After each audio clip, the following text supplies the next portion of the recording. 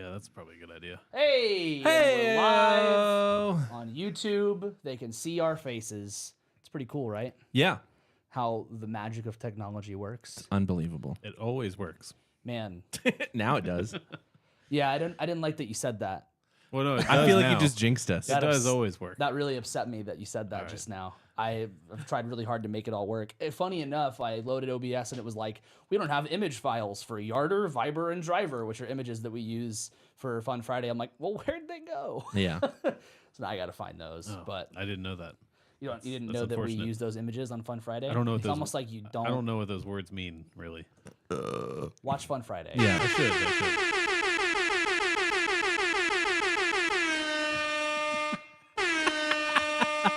And one more for good measure. Another one. Morning. Welcome to Don't Be the Artist. I'm Hagen. I'm Dave. I'm Adam. And we're joined by a very special guest. Special to me. Special to us, too. Special to us. Yeah, special to us. I'm Blake. Hi, Blake. Welcome, Blake. How you doing, Blake? I'm good. I'm Yeah? excited. We're excited to have you. And we're excited to dive in pretty soon for everything. But first, I have a story to tell. Uh-oh. I have a St. Patrick's Day story to tell. Let us know. Let you know when I'm ready to tell Tell the us story. about your or- lucky charms. Oh, I'm not going to tell you about my lucky charms. Oh. I will tell you. Different kind of story. Armpits are holy sweaty. fuck- Turn the fan on. Dude, Dude, we messed up. I messed up. it's fine in here. It's not fine in here. You are. Dave needs the lights dim and the And the fan on. Can I tell a story Now you can. now? I have your permission. Yeah. So, our good friend Keely, she is celebrating being unemployed. We were gonna go celebrate that Friday night, and then we decided no. So she decided let's go to St. Patrick's Day parade and then the block party in Dallas. I was like, cool, yeah, that sounds like a ton of fun. Well, it's raining. So we were like, cool, we'll make the best out of this. So we meet them at the block party, and we just sit there. My wife and I, Kara, just sit there for maybe 20 minutes before they get there, just sitting in rain. Now, before that, really let that sink in how much that sucks. To get into the block party, it's $20 cash only. To stand That's in stupid. the rain. Didn't know that. All of the fucking there's a bunch of bars, right? But all of the bars have little things out front, like tables and shit selling beer. They're also cash only, except for 2 of them. And all the ATMs are out of cash, or they are there was a guy who was taking a small tool poking at it to get a guy's other card out. So it was maximum shit show as far as that goes. Are you sure you didn't time travel when you went down there for this? Dude, Somehow? I 'Cause have no idea. This sounds like the early 2000s. To be fair, my mom did drop me off. So that does, Early 2000s. Yeah. Mom, can you drop me off at the block party? I didn't want to deal with fucking parking. I was Yeah, I like, think hey, that's fair. okay, I'm just gonna park at your house. Can you? Anyway, so we can't get anything because we don't have cash because the ATMs don't work. So we eventually find a place that accepts card. As we're in line, the place that accepts card, it starts torrential fucking downpour, and we get these pretzel dogs that are by the time we eat them just soaked. Soaked wieners. I had to hold a friend's White Claw while she just shoved mustard inside of a wet pretzel dog. That is the best sentence I've heard all day. Maybe all week. I We'll was see. holding the White Claw, just covering the top of it, to not let the water in, and I'm getting soaked. Look, I turned back to fucking Jackson and Keely, and they're just dying laughing the whole time, and I'm like, this fucking sucks. Hey, can you hold my White Claw while I jam mustard in my wiener? Fuck yeah. And then we went and danced for a little bit in the rain because there was DJs on both sides, so it was we were dancing to some hits. Did the DJs have covered stages? Yeah. There's no way it covered everything, but yeah. No, there's not. And then we were dancing for a little bit, and then lightning hit, and Jackson was like, "Let's go! Let's leave now!" So then we get back to their place, and we throw all of our clothes in the dryer. And so it's a naked party. Well, I didn't throw my clothes in the dryer. I threw my jacket in the dryer. 'Cause Yeah. Jackson and Keely have nothing that'll fit me. Oh, And then, and then we, that adds up. and then we chill for a little bit. It's really nice. We ordered some pizza, and then 6:30 rolls around. We're like, let's go back out. Fuck yeah, dude. And then we went back out. We were like, it's fucking raining still. Why the fuck did we go back out in this shit? This is so fucking Never stupid. mind. This is so fucking stupid. So eventually we found a place we could hang. It was actually truly an awesome day. But it was Adam, I was saying, it was good you ended up maybe deciding not to join us that day, Yeah. as it was just a fucking shit show. There were multiple reasons, and the rain was a big one.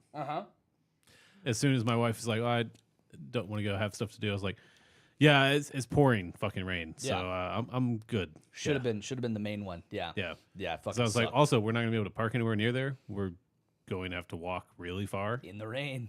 to get there. It's fucking great. I played a gig Yeah, I was gonna ask. in the rain. In the rain. It shouldn't have happened. The band that was playing after us, the headliners, like this bigger country artist, they reserved the entire back area of the stage at this festival for the St. Patrick's Day Pickle Parade. And so it is a St. Patrick. I thought Yeah. you were telling me it's just a pickle parade. that's what they advertised. and I was like, why the fuck would you have a pickle parade? Yeah. And not like a St. Patrick's? I didn't. I know. Well, they're It's both- weird. I also green. don't like pickles. So That's okay, sure. Not a lot of pickles there. Didn't What? see Yeah, any What pickles. about like rain-soaked pickles?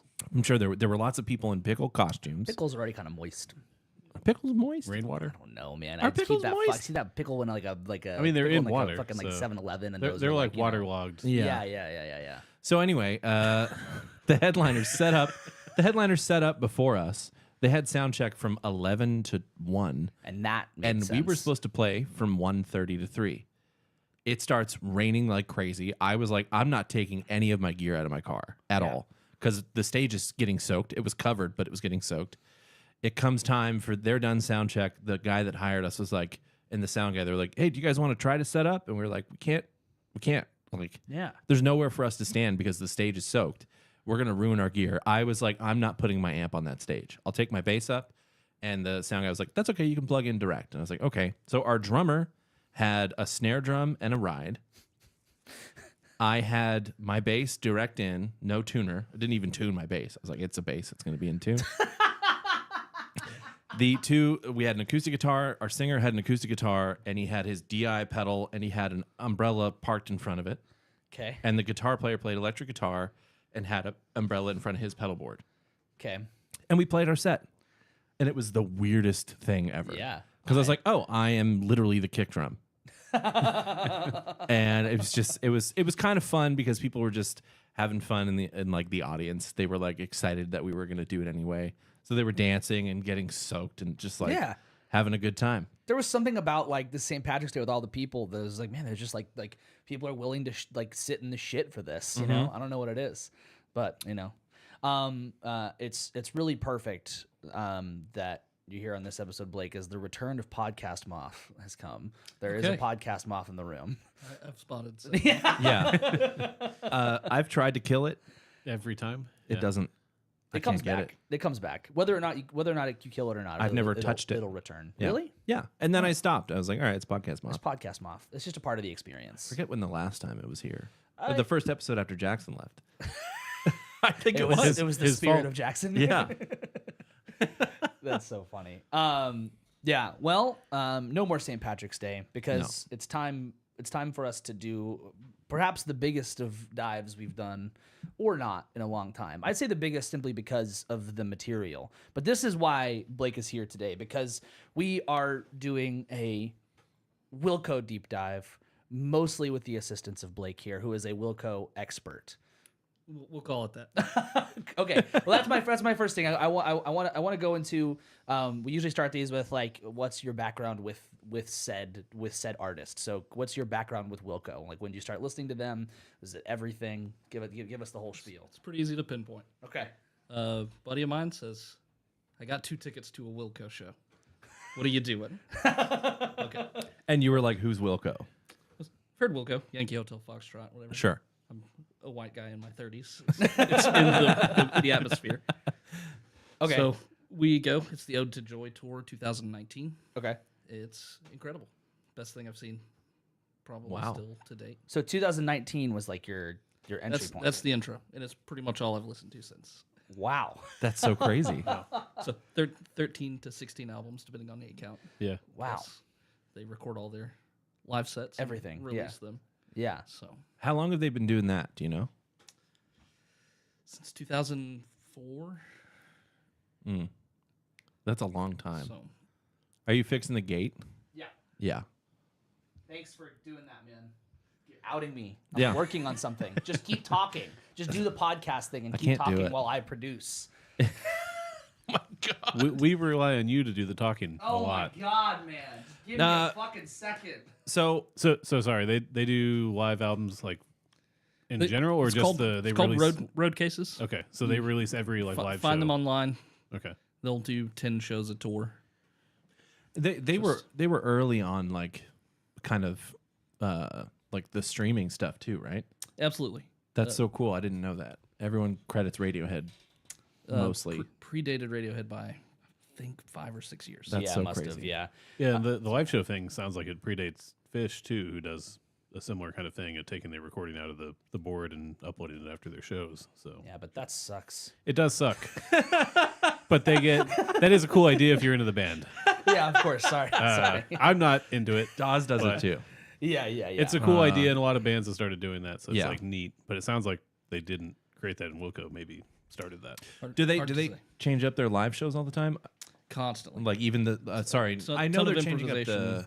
Yeah, that's what I'm asking. So set lists is determined day By the of. audience The audience picks a lot of it. through their website, right? Yep. That's so crazy. Yeah, I do remember knowing about that, and that seems like a really cool idea. Like Yeah. a better version of Jack White's like pretentious. I'm going to pick the songs. Yeah, exactly. Whether yeah, my yeah. band knows them or not. No, they know them. They know all 160 songs or whatever it is. So what was the what was the thing about the live show that like drew you in to just becoming now like listening to all their material? Like Again, super specific moment. Okay. We'll hopefully play it in Okay. a bit. There's a tune called Via Chicago Okay. that Did they do it like the version you put? famously just goes completely off the rails. Okay. So And that's what it and was. it hooked me instantly. Like, Okay. what just happened?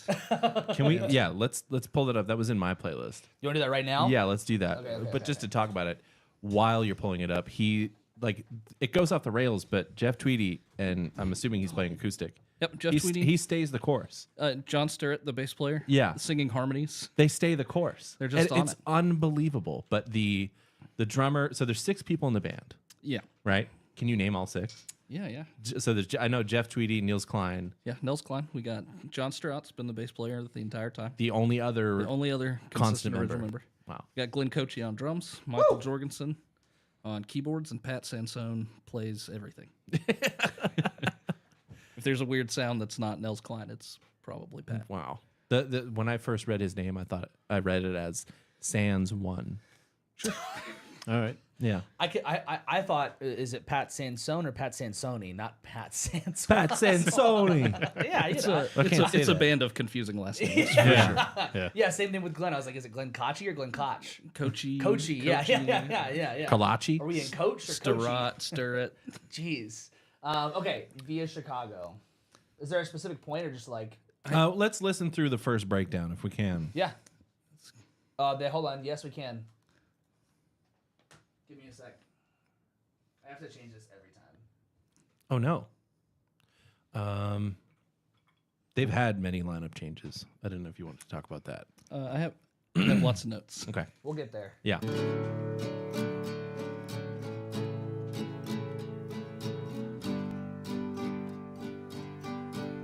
Oh, this isn't the live version. Is it the same in the recorded version? It is not. Do you want the live version? Yeah. Yeah, if we could It's, do I guess it's got to be the one that was on your. live, Yeah, on my live list. version from Kicking Television.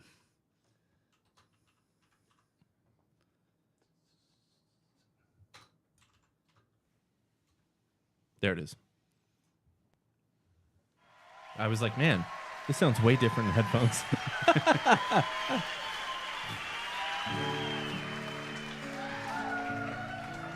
So did all 3 playlists have a live song? I think so. I know mine did. I know tried. yours I did. tried to get Mine did. something from every release In order. in order. I definitely was listening to it, and I'm like, these sound like they're improving in production quality. I bet these are in order. And they're from Chicago, right? Or at least Jeff Tweedy. Jeff Tweedy Yeah. is Yeah. from Belleville, Illinois. Oh, okay. We did miss one of the greatest opening lyrics in rock and roll, What is which is dreamed about killing you again last night, and it felt all right to me. Killing you again last night, and it felt alright to me. Yeah, that's great. Dying on the banks of Embarcadero skies, sat and watched you bleed. I buried you alive in a fireworks display. So really mellow. Yeah. Super mellow, yeah. Yep. Super mellow. You cool that blood ran away from me to the sea. That snare work. Well, and we'll talk about it, but this live album was the first album that had Glenn and This is the who else? first It's the first like actual release that had, of the current currents. lineup. Yeah, exactly. Yeah. Since 2004. Like, they've been the same lineup since 2004, Yep. right? I think. Yeah, but it took a little bit to get. Yeah. yeah. Okay, here we 10 go. years. We got a little. Another The next- verse? The next verse. Oh, shit. So we'll chat through it. Yeah. No, I thought it was the live song and mine was an interesting, like kind of like halfway point.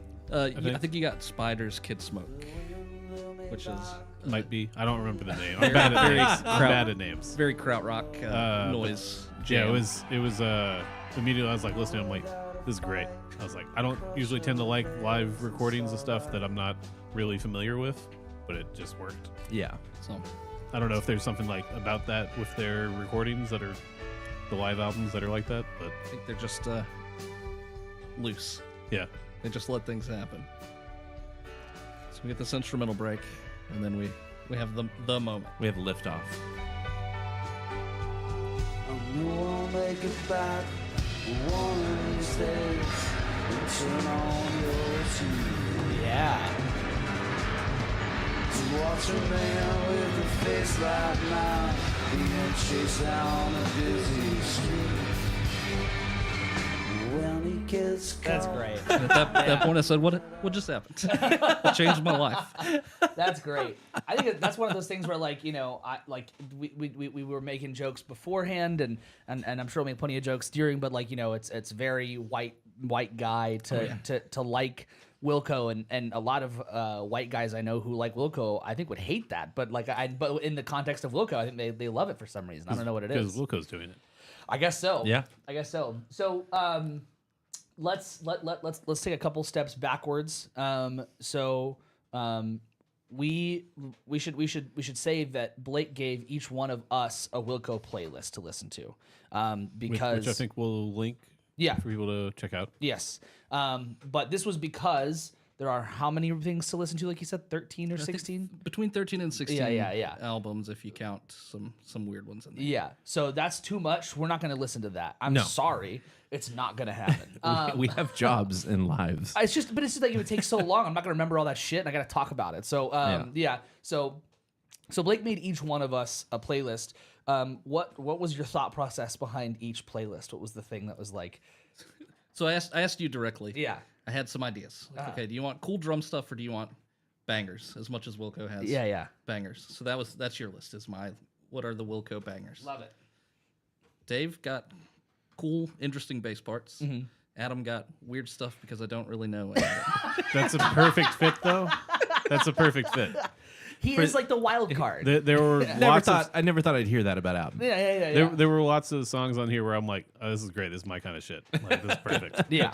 And so Like because, you've been looking at my like play history on Last FM or something, and you're like, oh. so because of Just that, plug it in. we have like a like kind of a you know, we're at least as far as I'm considered, the way I did this was I kind of wrote notes about each song and then like about each time period, like album-ish thing from what I read. So if I say something that's wrong, luckily Blake's here to correct me. Because I didn't listen to fucking everything, so that's kind of the thing. But I think it would be good for us to also start from the before Wilco times. The Uncle Tupelo, is that Uncle Tupelo. Tupelo? Okay, yeah, So yeah. I would actually like to take a step back. Okay, 'cause take another I have step back. Yeah, something yeah. to discuss Okay, go before ahead. we get to that point. Okay, go ahead. Dave is turning 35. That's right. So Dave is turning You are 35. required to listen to Wilco. Yeah. this is the turning point. Yes. So what I've done is I have assembled from my family to you Dave's Wilco starter pack for your 35th birthday. So we're gonna do some unpacking. Incredible. here. Do you want to do it or should I do it? I'm gonna let You're doing it. unpack it. So we're gonna start. Any specific order? Or do I just go for it? We'll discuss as it comes Oh up. my god. Margo Electronics, Benny DLX. Yeah, this is the Benny Deluxe. What the Open from the front Look at there. this box. This is Blake's Burgeoning pedal pedal company. Yeah, you said it's not a company. You have fancy packaging. You're a company. Oh my god. Okay, it says this is it's based on an Ampeg SVT preamp. Controls are pretty straightforward. The gain and volume work together to drive the front end, and the boost can help push the amp. EQ is additive. More lows will help retain the natural sound of the bass. Adam, do you know what all this means? I know some of it. I'm really looking for someone to mansplain EQ to Dave right now. I didn't get that far. It can cover anything from edgy cleans to full-on distortion. Enjoy it. Dude, and a sticker. Okay. Wow. That is so cool. Yeah, so That's amazing. That's awesome. That is so Oh crazy. that's the least Wilco related. Yeah. The Benny Deluxe version. So a little less farty than the regular. The regular one's not farty. It's just extreme. I don't know how to tame it. This is so cool. We'll talk about this later. Yeah. Thank you so much. The Benny Deluxe. Okay, and now we'll go to Yeah. So This? this was a custom made. custom made.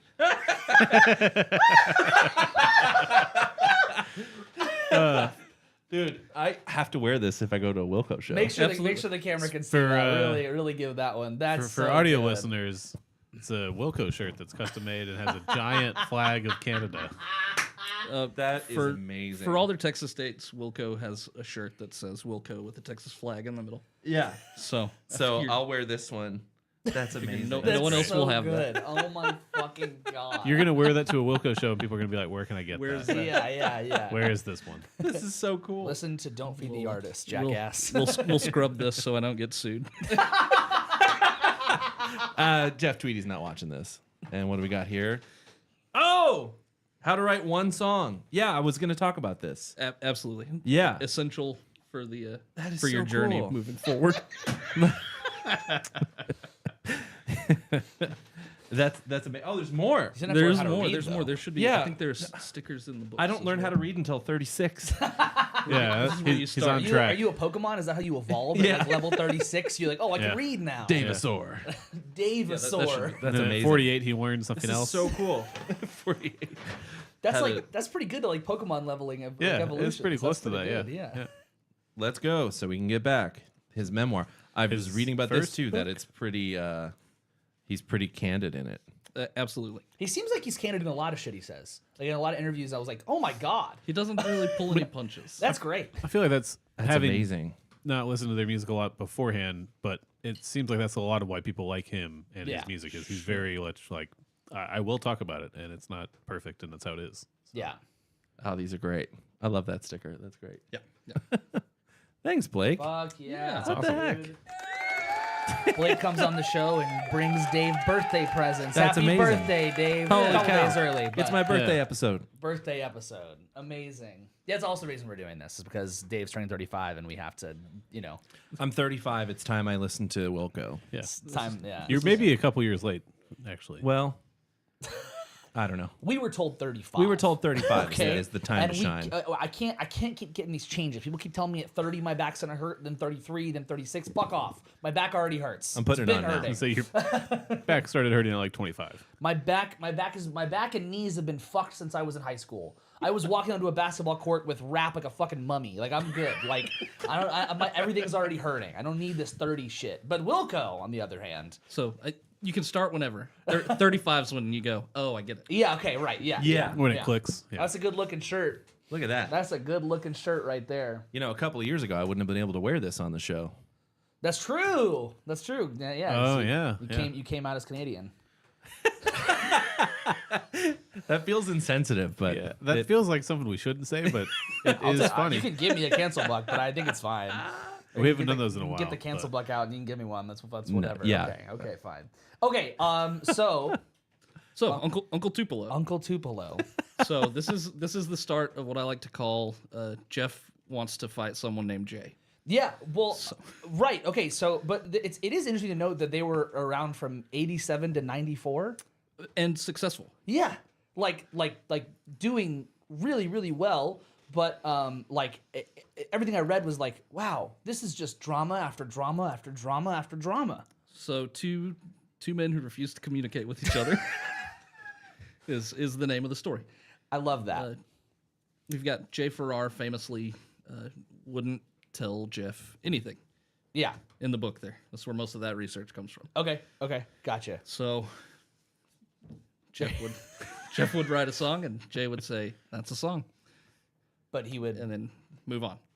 Okay. So they record several albums, most important being No Depression in 1990. Okay. It's spun like a whole movement. It is the defining album for what becomes alt country, Right. Okay. which is punk rock guys playing country music. Which I have to sidebar for a second because Dave and I have been on this thing lately where I think most people would agree that there's a certain point where emo, hardcore, like metal musicians go country. Or they go folk. Or they go folk. Yeah. We were playing a gig and there's a drummer playing with like this like rockabilly country band and I was like, that guy's a hardcore drummer. You're like that, and then like not 2 seconds later, you went like some really metal ass fill. Yeah, I was like, I fucking knew it. Yeah, so this would be in a similar vein to that theory of like punk musicians going into this this like country world. Sure. Okay. Everybody wants to make money. Yeah, sure. Yeah, exactly. Yeah, okay. Yeah, that makes sense. Okay, so I found this quote from Tweety. I don't know if it was from this book or not, but he's talking about he's basically talking about how he was starting to get like more confidence, and he said that around like the end of their time, he would like go up to the mic and he would say something, and afterward Jay would pull him aside and say, "Don't you ever fucking talk into the microphone again." Yeah, 100%. And the quote says he would misconstrue me talking to the microphone as more evidence of my out of control rampant ego, but it was more evidence of me feeling like I didn't have to be so fucking afraid anymore.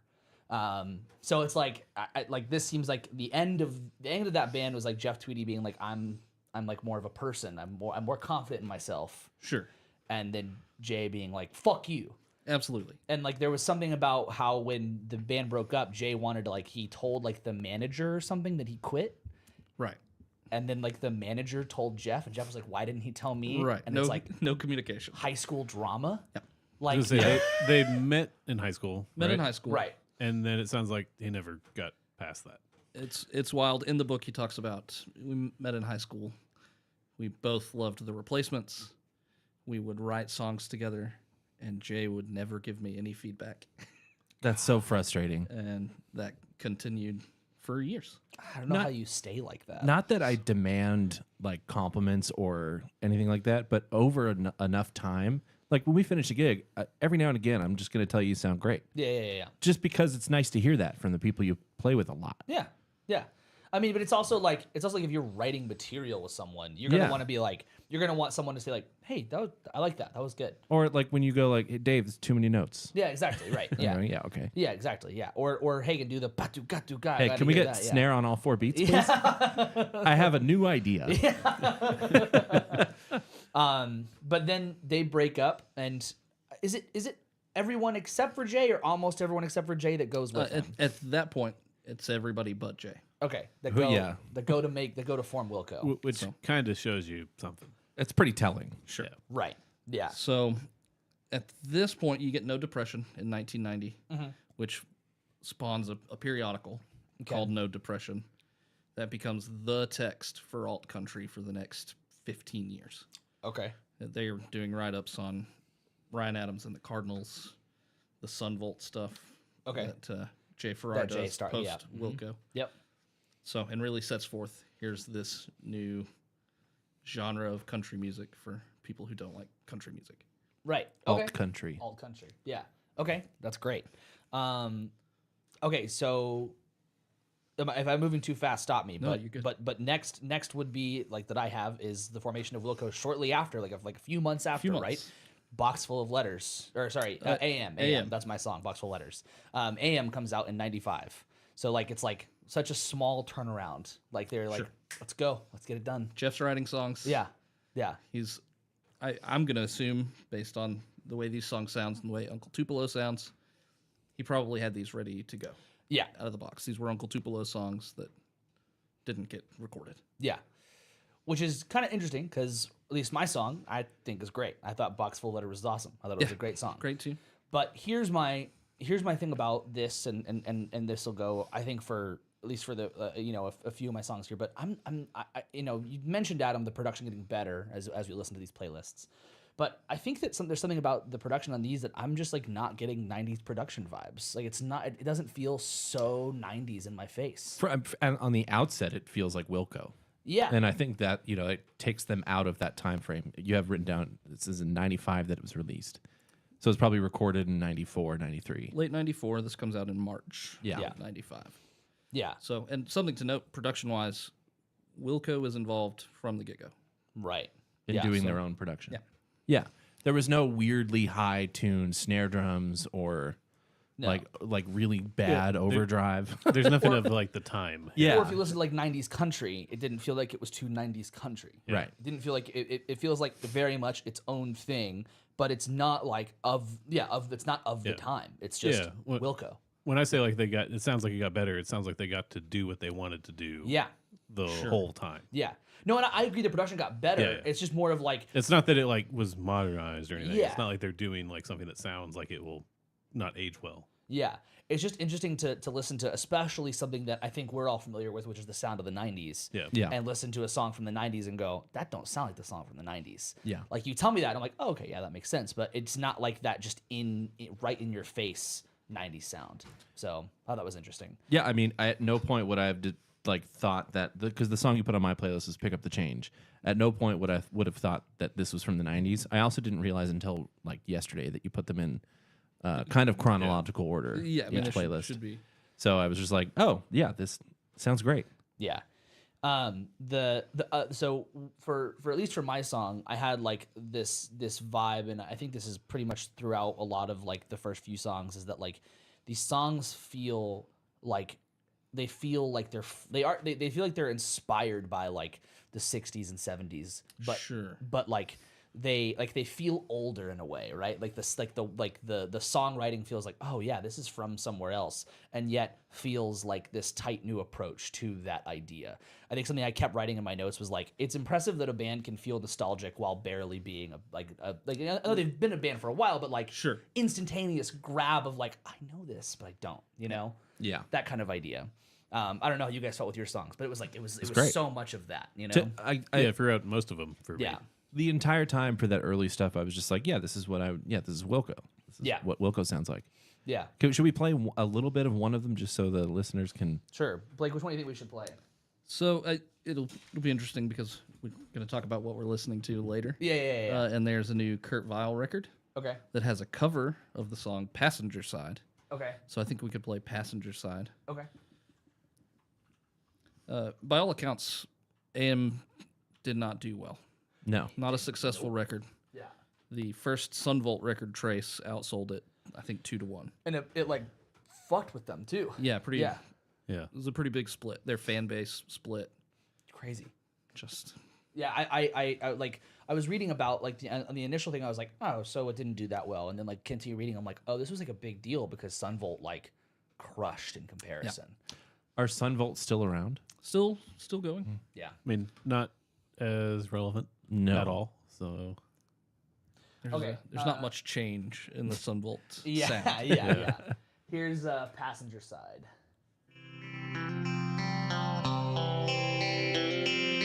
Hey, wake up. Your eyes weren't open wide. For the last couple of miles, you've been swerving from side to side. I continue to feel this thing of just like it's so familiar, but it's like it still has a nice approach to everything. I think it's honestly his vocals are a really big like good approach to this style of music that isn't like you don't hear it all the time, So Jeff Tweedy will tell you he doesn't think he's a great singer. Yeah, sure. So it's not vocal acrobatics. That's definitely something I noticed. Yeah. So It's Yeah. interesting how much raspier his voice is in this era because he's still smoking. Still smoking. Yeah. He does sound that is a very good point. different That over time. that yeah. sounds like that's a pretty dramatic shift in sound. Yeah, that's very true. And let's also think about the landscape of music at this time. This was not popular. Like, this was not the popular kind of music. Yeah, it was the 90s. So, well, what's interesting, in '95, biggest album of the alt rock world is "Cracked Rear View" by Hootie and the Blowfish, which is weirdly similar. Okay. Yeah. But so this sort of country Post grunge. post grunge yeah. thing Yeah. Yeah. is there, but Wilco's not hitting for whatever. That's reason at this weird. point. So not too far after, we get the next album. Yeah. So I'm gonna cover band members. Go ahead. Yes. do So that. at this point, we have Jeff Tweedy Okay. and John Sturratt, who are always there. Always there. They're going to be consistent this whole time. Okay.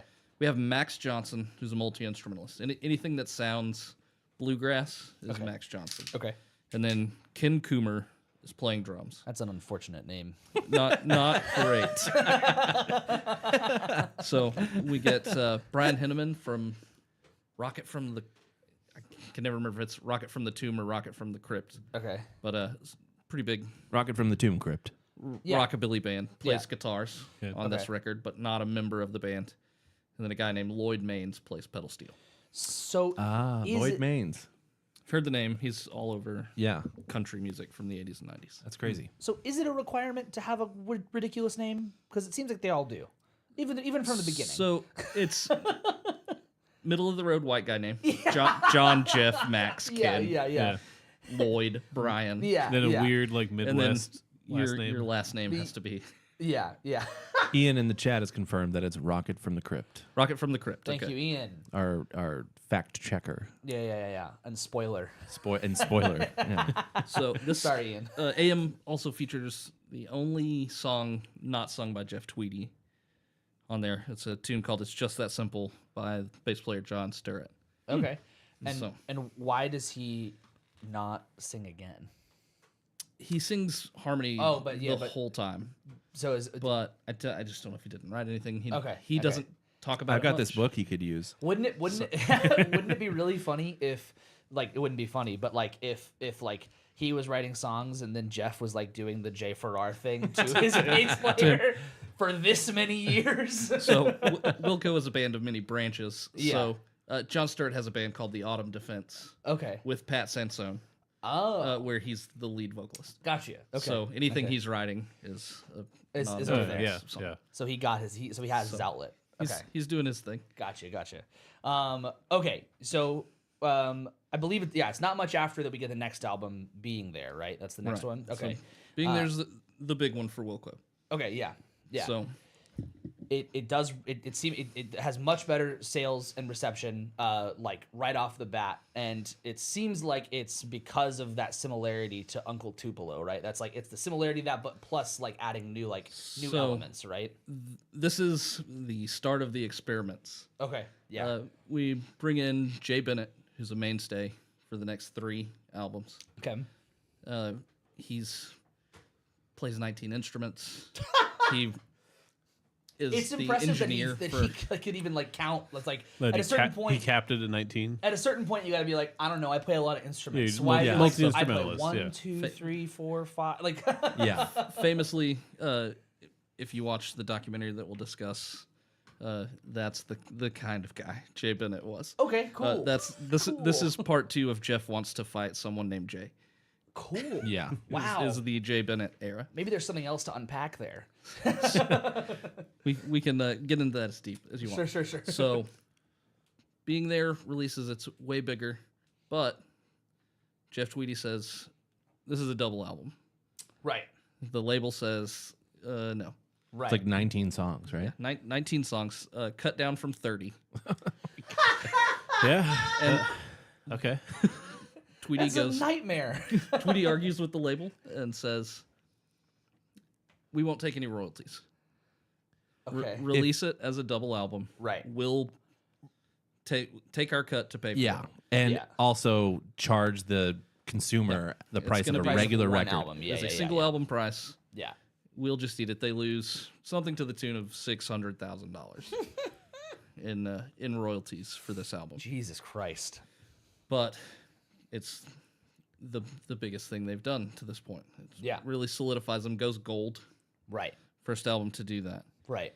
So it like you said, the experimenting. I got I had the song "I Got You," and I got like instantly like more psychedelic like things. Yeah, just like weird. like right off the top. There's just like all these sounds that are happening that I'm like, well, that wasn't there on the first album, and yeah, it's the start of the experiment. But at the same time, like the vocals on this one are like I couldn't put my finger if it was like Beach Boys or like what I was like. This is like this has taken me somewhere else while also having this like almost like just like psych rock right underneath it that's just holding you down. Can we hear a snippet of that? Yeah.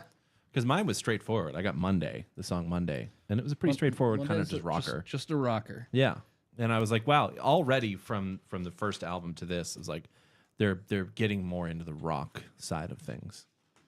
So Well, there's evolution in the band from album 1 to album 2. A lot more keyboards. Yeah. A lot more keyboards. Yeah, I don't think anything was surprising in mine, not to the degree Hagen had. Right. Yeah, there's none of this on Monday. Yeah.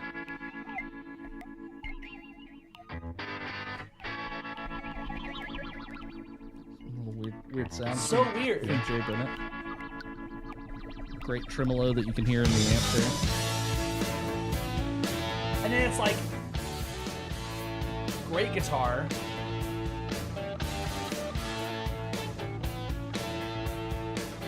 And then you get this great harmony vocal through the whole thing. Oh, that's so See, good. like I like it's give me like Beach Boys, like Yeah. like Oh, some no. Eagles, like it's like I'm 35. The next level is Big Star, which we'll talk about later. This is very much a Big Star style song. Yeah. Ian said the American Tragically Hip. It does sound very hip. that sentence I understand what you mean. I understood. but Yeah, I it's a understand very- what you meant, but that's it's hard to parse for people.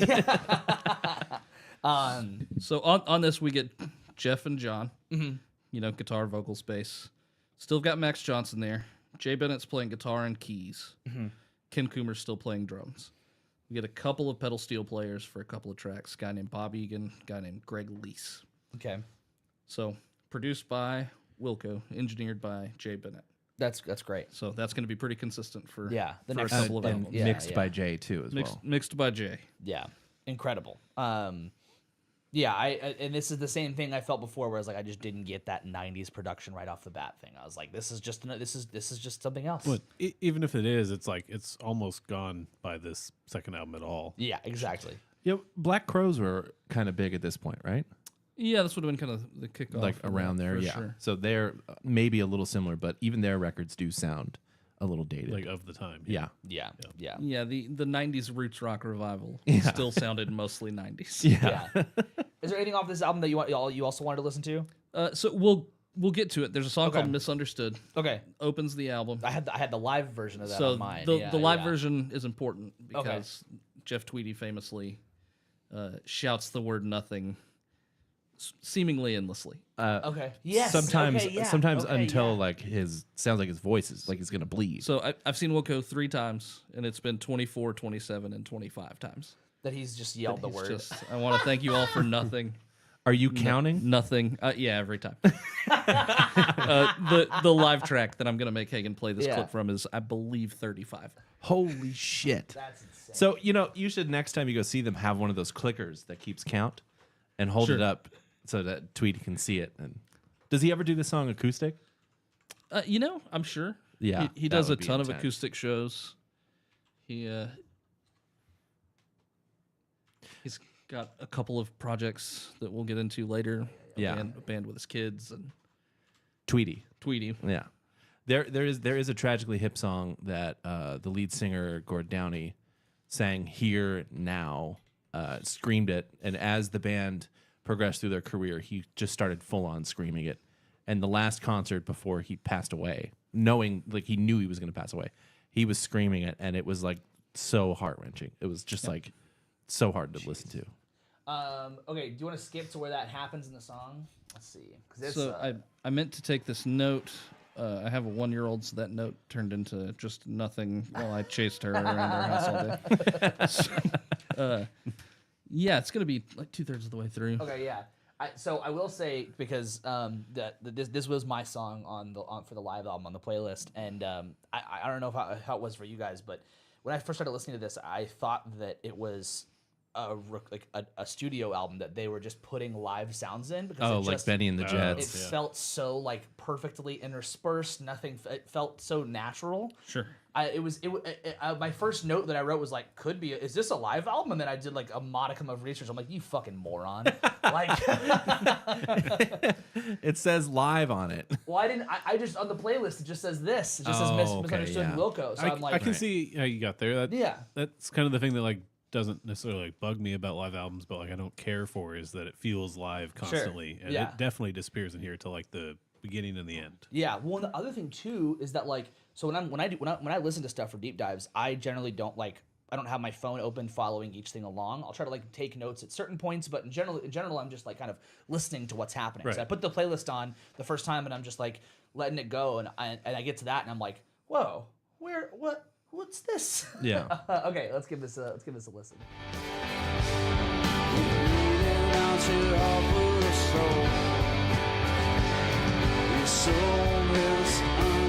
Oh, Spotify kept count. I think they must have missed some. They must have missed some there. Yeah, for sure. So it's a pretty angry lyric. I'd like to thank you all for nothing. Especially in a live track. Horns. Keyboards. Is it keyboards? It's all keyboards.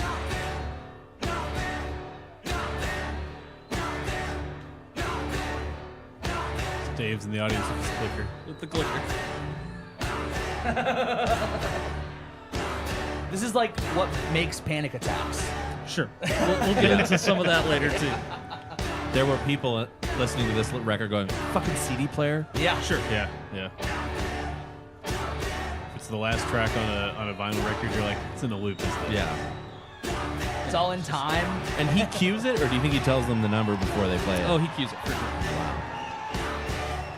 Something interesting, if I understood correctly, they are not a click track band. Yeah, that's So they don't That make makes That sense. would be shocking. if they were, yeah. pretty loose in the form. So 35 times, I believe, Yeah. on that live album. That reminded me, and I'm glad we listened to that part, because that reminded me of a Queens of the Stone Age song off of Rated R, where it ends with this like this really long like just like repeated riff. I think the riff's in 7. It's in some odd time, and then there's a horn section starts to come in, and the horn starts to get all random, and then the riff starts to fade away, and it's just the horn section, and that horn section just kind of like noodling, fading away, making a bunch of noise for probably like, but it's all repeated. It's not like something new every time for like fucking like 45 seconds. There's this story. It's so true. There's this story of a friend of mine listening to it in like an art class in high school, and that just kept happening. And the art teacher stood up and just stared over the speaker until it stopped. And as soon as it stopped, it was just finally like. It's fascinating to be in the crowd for that moment. Yeah. Because for unknowing fans. I went in September, Right. this past September, and saw them, and stood with someone who brought his new girlfriend, who had never listened to Wilco. And she just visibly got upset about the 15th time through. Yeah, Oh my god! I can see that. That's so funny. Just, I think like, Jeff is watching someone and goes, when they're tired of this, I'll stop.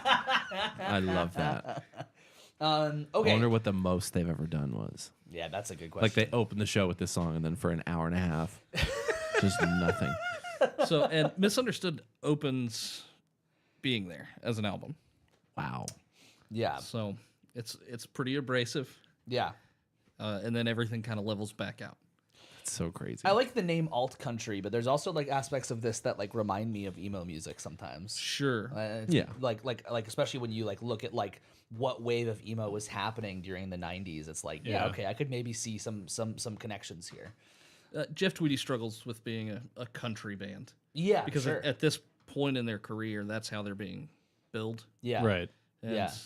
Jeff Tweedy's going, I'm into the Minutemen and the Replacements. Yeah. There's not a lot of country in what I'm doing. I don't. Right. We're not in Nashville. I just sound like this. Yeah. Well, it's like it's like Jason Isbell doesn't call himself country, right? No. He doesn't think he's a country artist. He thinks it's rock. It's rock and roll. Yeah. Yeah. Exactly. Right. But too bad for his accent. Yeah. Tell his accent. He's like, I don't think we're country. That was a pretty good Jason Isbell. That was by the pretty way. good, Yeah. I'll give it a 6 out of 10. Yeah, thanks. You want to come here more often? This is great. I'll hang out. I have a few more artists we can get into. Oh, perfect. Great. Okay. So are we cool to jump into the next record? So the next record's an interesting one. Yes. So what we have is Summer Teeth Yeah. is the next Wilco record.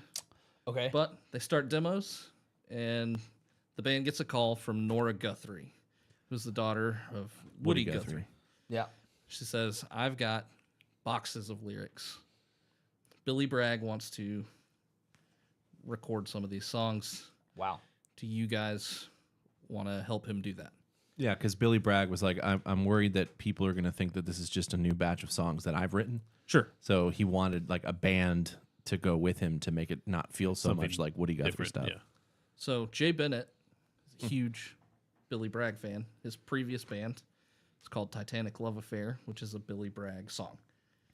Okay. He's thrilled. Can't Yeah. wait to do it. Jeff says, Okay. we'll do it. That's fine. So, some tension there. Sure. It's not my favorite Wilco Okay. stuff Yeah. because it loses It's the Jeff Tweedy experience. yeah. That So- makes sense. Sadly, their biggest hit comes from this album, a tune called California Stars. Oh yeah. Okay. Crazy. Didn't know that So, was off of that. Okay. That is a If I had to play that song. Yeah. that is a Woody Guthrie lyric. Yeah.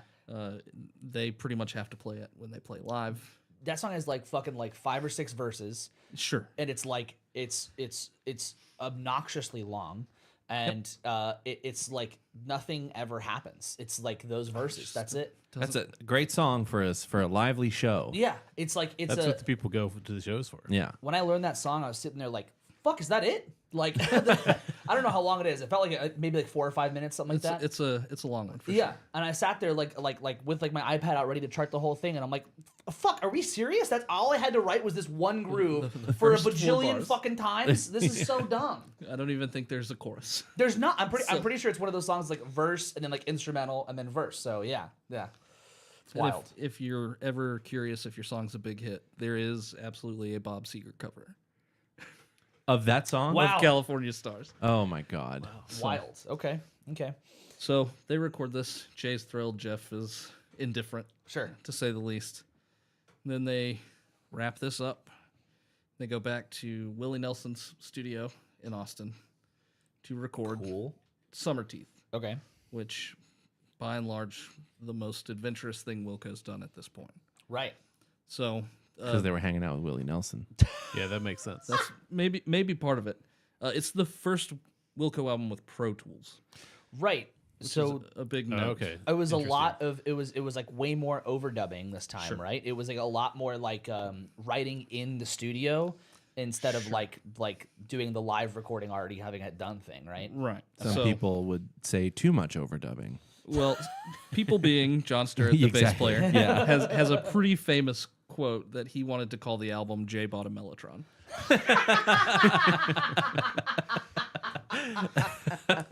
So this is a Baroque pop, Yeah. Beatles-esque album that is, I would say, more Jay Bennett Okay. musically than Jeff Tweedy at this point. And Jeff Tweedy's pretty down in the dumps because he's going So- through a divorce, right? Right. Well, not quite a divorce. Oh. He and his wife are fighting.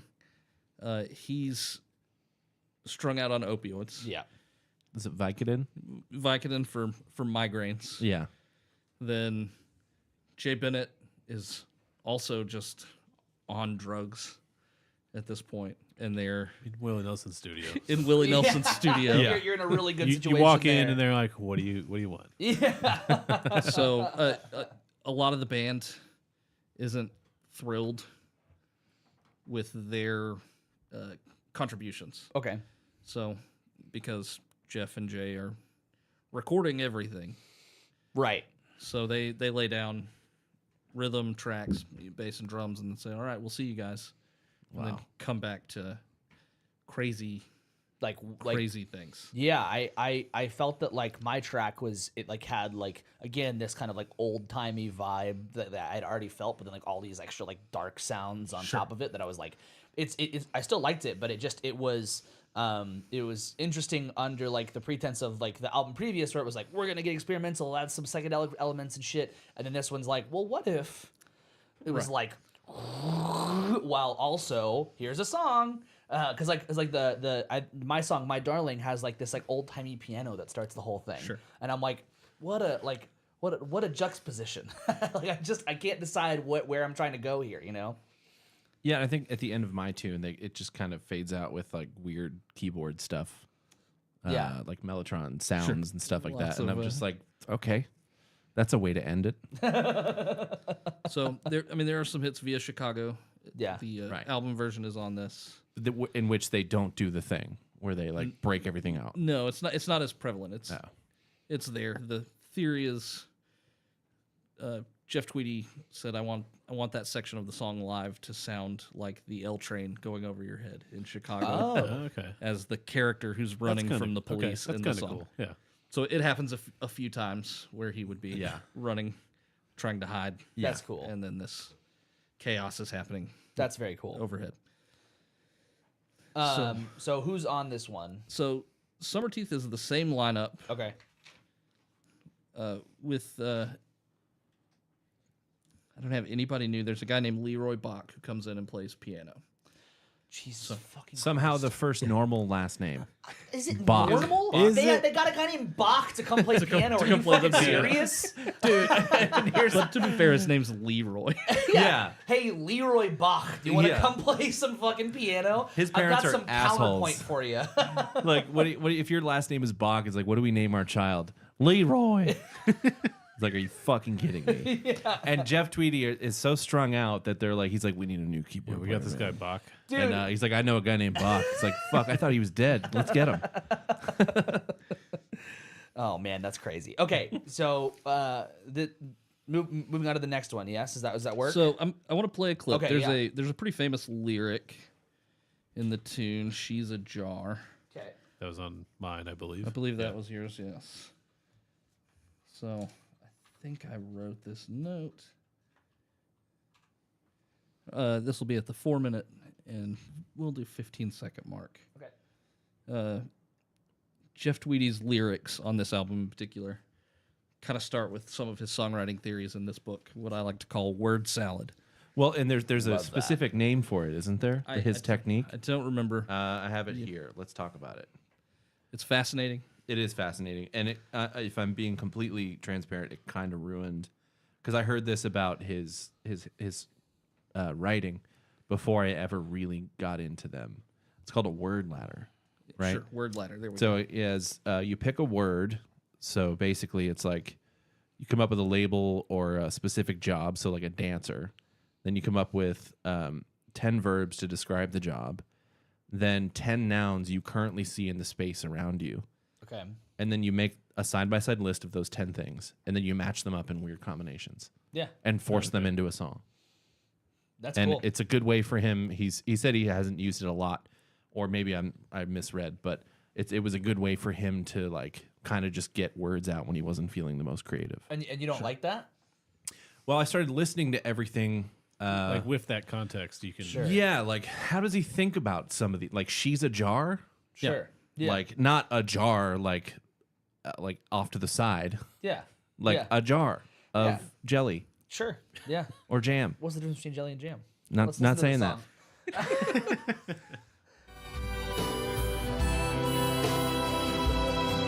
She's a jar with a heavy lid. My pop quiz kid, sleepy kisser, a pretty war with feelings hid.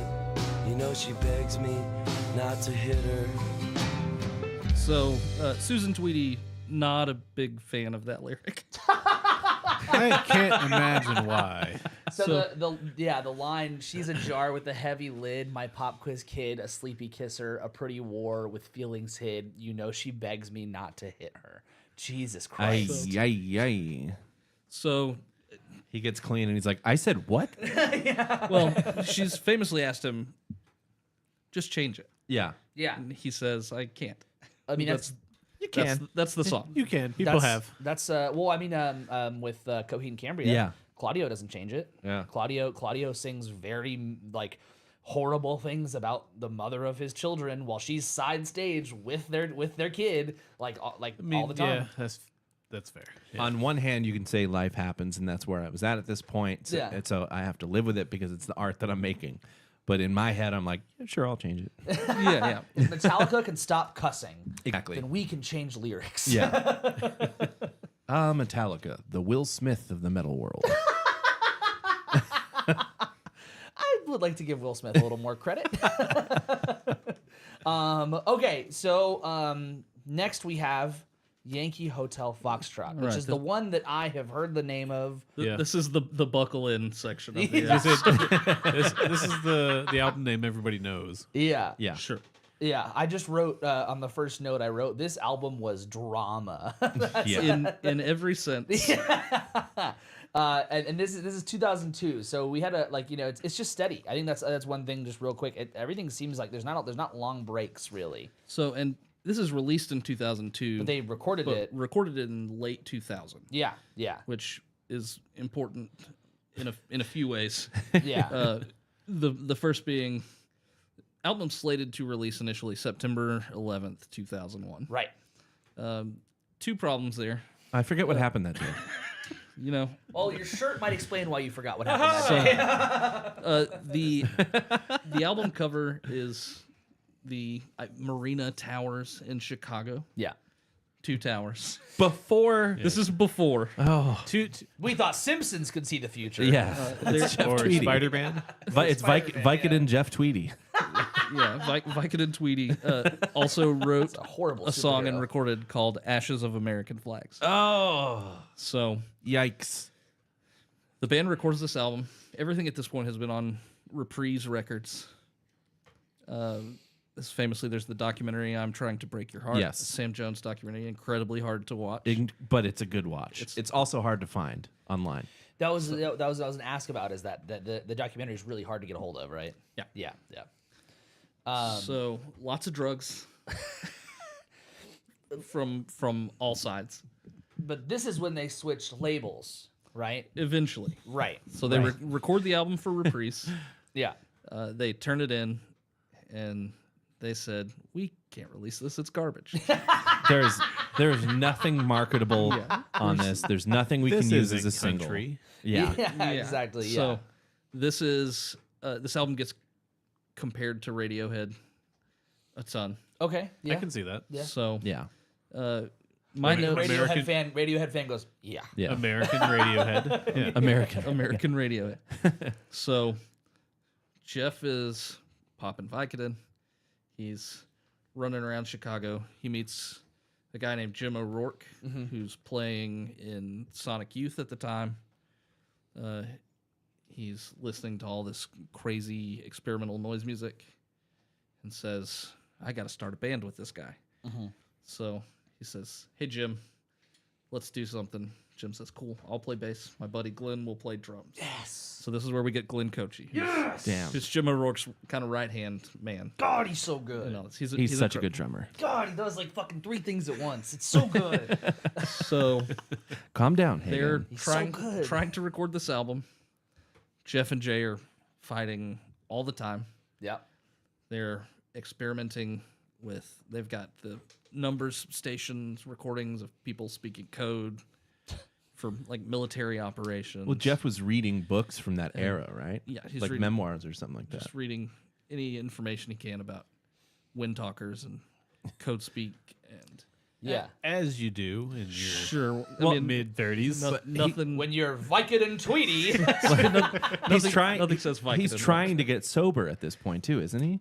Those books would do it. He goes Yeah. to rehab, Conceptually. but he He goes to but- like an inpatient kind of like mental hospital / rehab. right. doesn't quite take. Yeah, and he's Yeah. also like replacing the Vicodin with marijuana, or with Yeah. drinking and then Yeah, with so more- marijuana Yeah. More alcohol.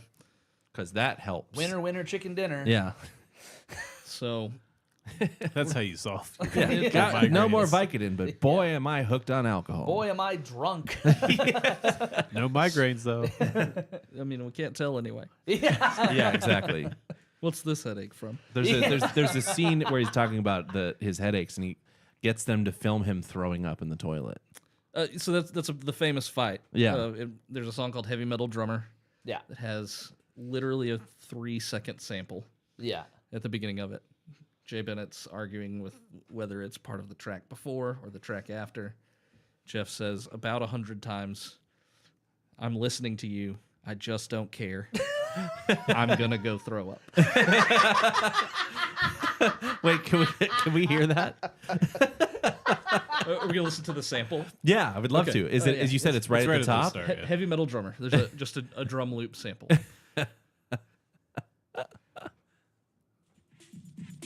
This is the sample they couldn't argue. It's already done. Oh, that's it? Wait, they were like, so they argued about the sample of this. Yes. Whether or not it was the beginning of this song Or the song before. Or the end of Ashes of American Flags. Jesus Christ. Okay. Oh, and so Ashes of the American Flags is before this Is in the before track that song. listing. So they just Oh argued my about where to God. put it. Yeah, Jay says it's this. Jeff does not care. I'm going to go throw up. What a weird thing to care about. So Wait. there- There's got to be Wilco fans who have shirts with that on it, right? Because that's so fucking good. yeah, I don't care. I have it. I don't care. I'm gonna go throw up. Yeah, but I don't care on the front. I'm gonna Yeah, go I'm throw up going to on go the throw back. up on the back, yeah. So New koozie idea. at this point, Ken Coomer, the drummer, who's Yeah. been there since the beginning, Yeah. says, "I hate this. I'm out," and quits halfway through the session. Eat too much cumin. So he's He, out. he heard them arguing about that song or that sample, and he's like, I can't do this anymore. So He's like, why are you arguing about a drum loop? I'm right here. I read that Jeff called the manager and said, "Hey, can you fire this guy?" right. So he's hanging out with Glenn Koji, and he's like, "Glenn's great. Ken is awful. Can we get him out of here?" That's some fucking Foo Fighters shit So- right there. Yeah, So yeah. Ken doesn't want to play Yeah. like Jeff wants him to play. This is the first time it comes to rear its head that Jeff pretty much says, "My name's on the contract. Mhm. Nobody else's. Wilco is Jeff Yeah, Tweedy. it's Yeah. his Jesus band. fucking Yeah. Because when they signed to the label, it was just his name on the just- contract, Just Jeff Tweedy." and he knows what he wants. Good for him. What is it like? Did he? Someone said every circle needs a center. That is a Jay Bennett quote about Jeff. He says Jeff Tweedy says it. No one's really sure. Every circle needs a center, And it's Jeff. and And I'm gonna go throw up. Yeah, the center of the Wilco circle is Jeff Tweedy. yeah. It's that's how bands should work. Yeah, I mean, I think for my song on this, I had the song that's the name of the documentary, right? I'm trying to break your heart. Yeah, and I felt that like this song had like these moments where it'd be like acoustic guitar singing, and it's like this is a song, but underneath it is like it's like organized chaos. Sure. Like that, like drums are coming in at the most random times, but it's very repeated themes. But by the end of it, you get to like where it feels like the song, and yet all those chaotic themes are now like coming together for some like. But it still feels like, why is this here? No, like who would think of this? This is one of those things where I say this all the time on the show, but like if someone would play that for me in the studio, I'd be like, what the fuck are you thinking? Right. Like Sure.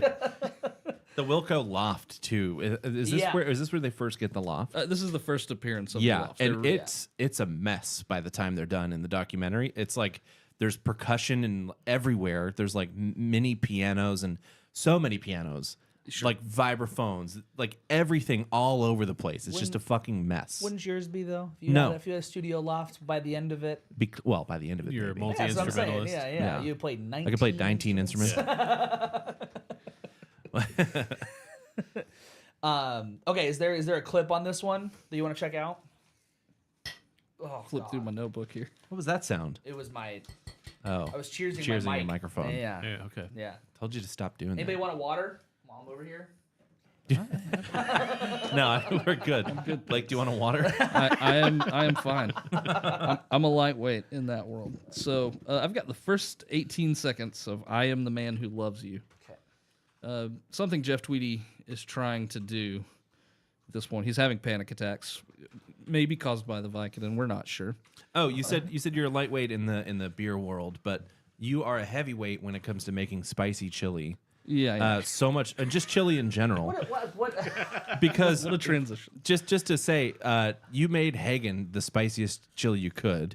Yeah. And He tried to it's- kill me. He tried to did. kill you. It tried to sat, kill you. it sat in the fridge at our work, and the fucking container for the chili was warped. The plastic lid war. Yeah, The yeah, plastic yeah. lid was melting in the fridge And because of how I spicy it was. Fucking That's ate that impressive. shit. I know. I fucking ate that. I was like, shit. I thought you were gonna pacing eat it around at the work. House, like, oh god. I was like, no. "You're gonna eat this at work?" And you're like, "Fuck no, dude! I'm gonna go home in the privacy of my own home." We didn't see Hagen for weeks. Oh man, it was really good chili though. I did not have the spicy stuff. I did not, but it was delicious. Like the admittance of you tried to kill me was probably the best. That's I asked for your consent to try to kill What you there with was like chili. 2.4 million Scoville or Oh, something in it. I'd have to look at the chart again. it was lot. incredible. I think it was delicious. maybe 15 peppers varieties. Jesus. And it was the fucked up part. It was so good. It was so delicious. I was like, I gotta keep eating this. So we'll tie this together. This is the first appearance of what I like to call the Jeff Tweedy panic attack guitar sounds. Sick. Okay. Nice. So Nice. I'm the man who loves you. Eat your heart out, Jack White.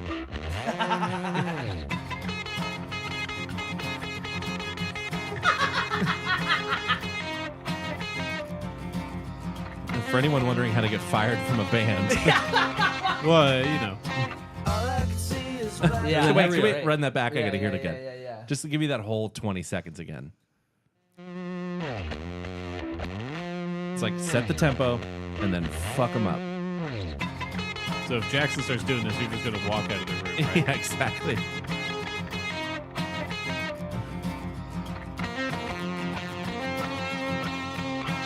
Oh, I thought it was there. It's an odd number of bars, so too. Yeah. What the good. fuck? That's so good. Ian So- in the chat said that's a Misfits solo if I've ever heard one. All day. He is a punk rock guy, after all. So I'm going to transcribe that. It's surprising. They hear that, and they're just like, we're not. Yeah. We can't sell this. Yeah, well, that's the thing. If you listen to this I was gonna say, record, is that the first song on the album? I don't. It is I wasn't not. looking Yeah, at it, but I- that would be great if that's the first song. You just see the record execs be like, "Oh no." Yeah. So what did To we be do? fair, I'm trying to break your heart is the first one, and it is also a tough listen. just I listened to this whole record after watching the documentary some years ago, and I was like, I get it. I understand. I understand. I would not have listened to it and said this is going to be a huge hit. Exactly. Ian said I would ask this song on a date for sure. Just hide your keys. And Put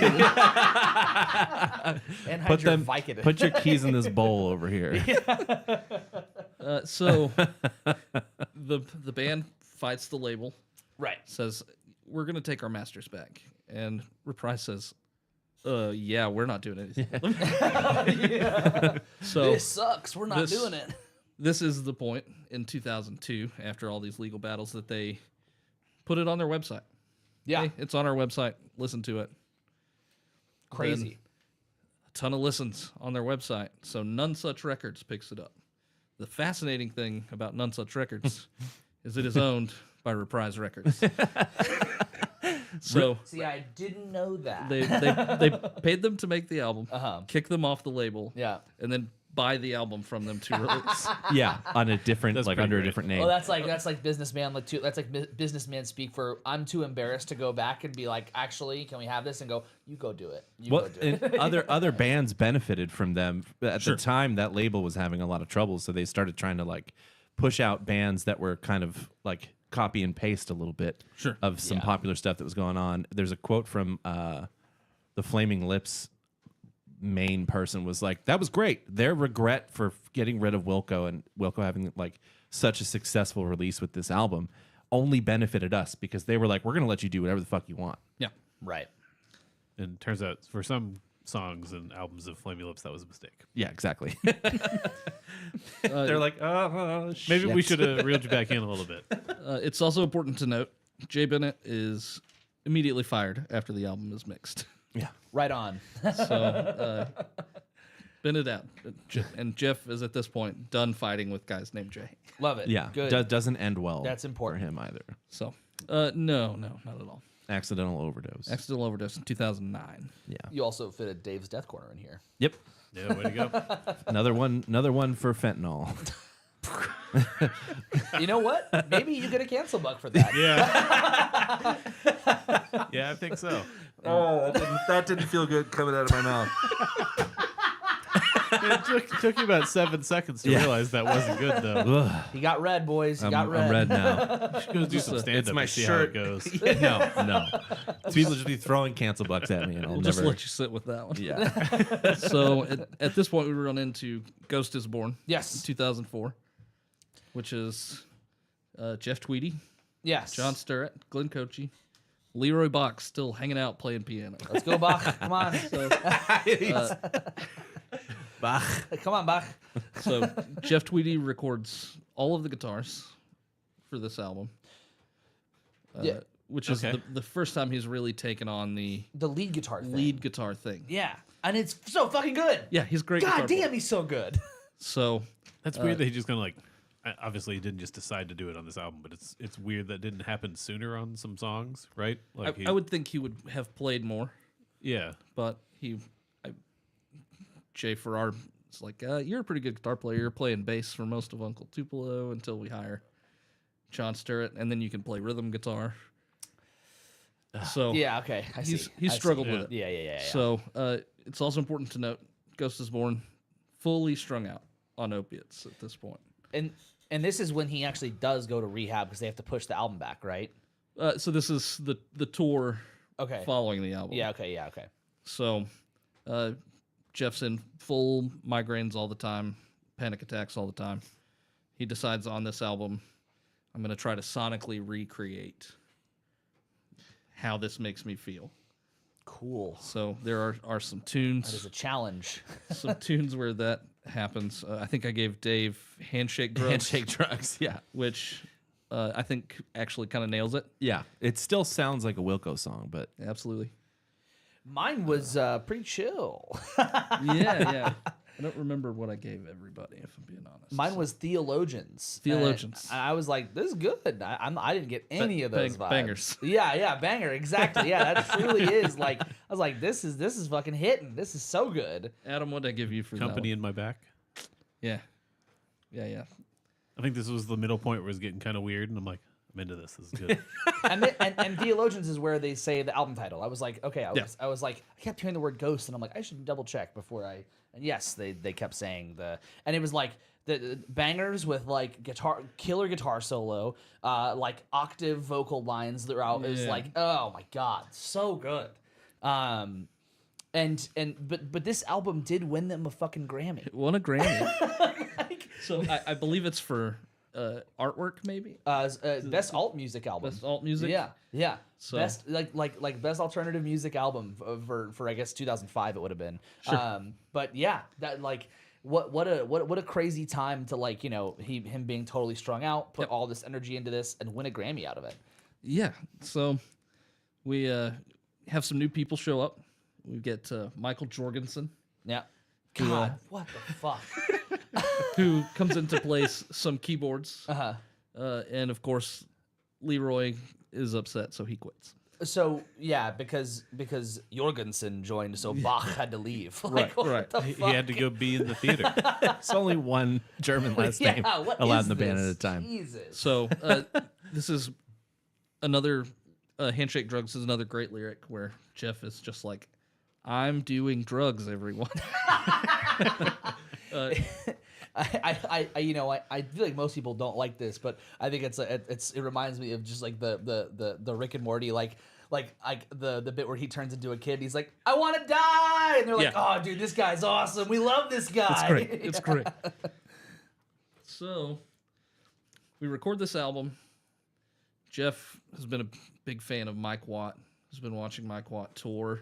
Okay. with his bonkers guitar player, a guy named Nels Cline. Fuck yeah, Nels Cline. So he's a jazz guitar player. Oh, he's so good. Who played with Mike Watt doing his like punk rock thing. He recorded an album of I did not know that.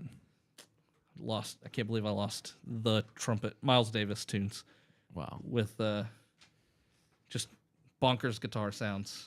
Yeah. The biggest reason I'm into Wilco because Yeah. as I said earlier, I'm a guitar super fan. Guitar super fan. He brings in Nels Cline. He brings in Pat Sansone to fill out the live sound. They get together for rehearsals, play a few shows. Said, okay, tour leaves next week. Just kidding, I'm going to rehab. So, Wow, look at this great group of guys. I gotta go. The to band's finally good and Yeah. together. No one's gonna quit. And Yeah. I'm going to rehab. it's the best we've ever been. I guess I can get my shit Yeah. together. rehab. Yeah. That That's kind of inspiring. that makes me Yeah. think of one time I was on a gig and some guy went to Where's counting this the going? song and went, not that far. He went 1, 2, 3. No, I don't want to play that one. That's good. That's And I was like, That's so good. I would like you, if you don't mind, pull Yeah.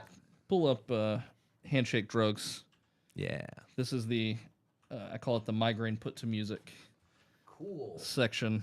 That sounds awesome for me. We're gonna go from about 4 minutes out. Okay. Right about there? 6 minute song. Yeah. Okay, cool.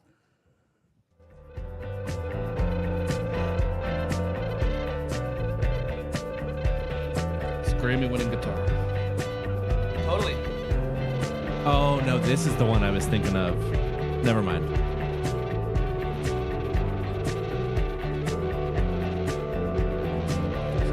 Nice little groove there. It's really, yeah, that's nice.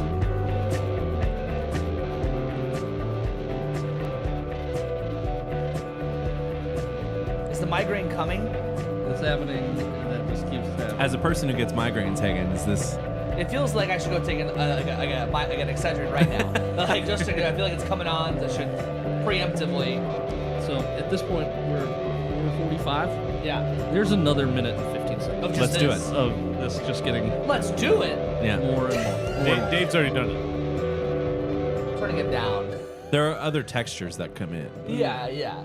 So it's abrasive, and I said, "This is what my migraines feel like." Yeah, when you put it under the perspective of like, wow, there's a lot of cool textures. This is really cool. Like I think musically that's a different perspective than this is a migraine, and that for sure is like I don't think it's bad still. That's great, but it definitely changes the perspective of how you might listen to the song. Yeah, I feel like a migraine is coming on. Yeah. I'm done here. So I'm this gonna go this, throw up. this leads us into the Kicking Television The live album. Jeff finishes rehab, and he says, "We're just gonna record a couple of shows on this tour." Great. They do like release it. 2 or 3 nights at for this, right? Yeah, I believe it's Yeah. 2-3 nights in Chicago. Yeah. Hometown crowd, they're loving it. It's the first recorded output It's great. with the full band as Yeah. it exists today. So the lineup never changes from this point.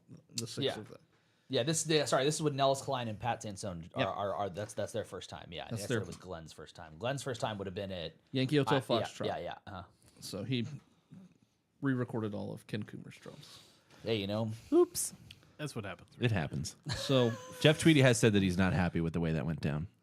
that's fair. that's super cool. Yeah, that changes it.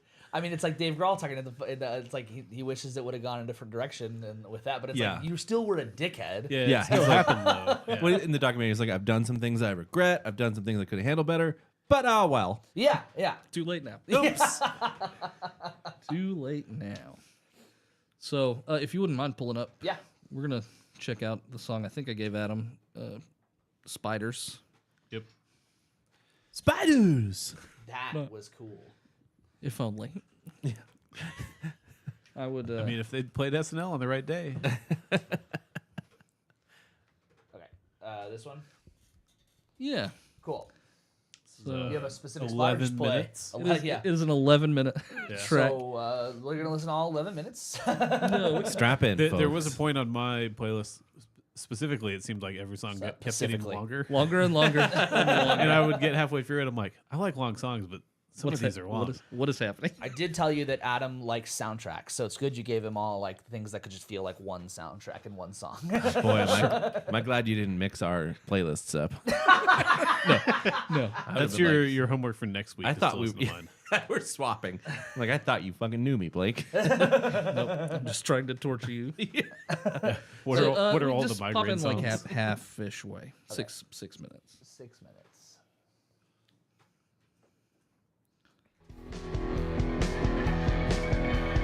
So just get some Nels Klein guitar sounds, bleeps and bloops, clicks and hisses. This is full krautrock, Jeff.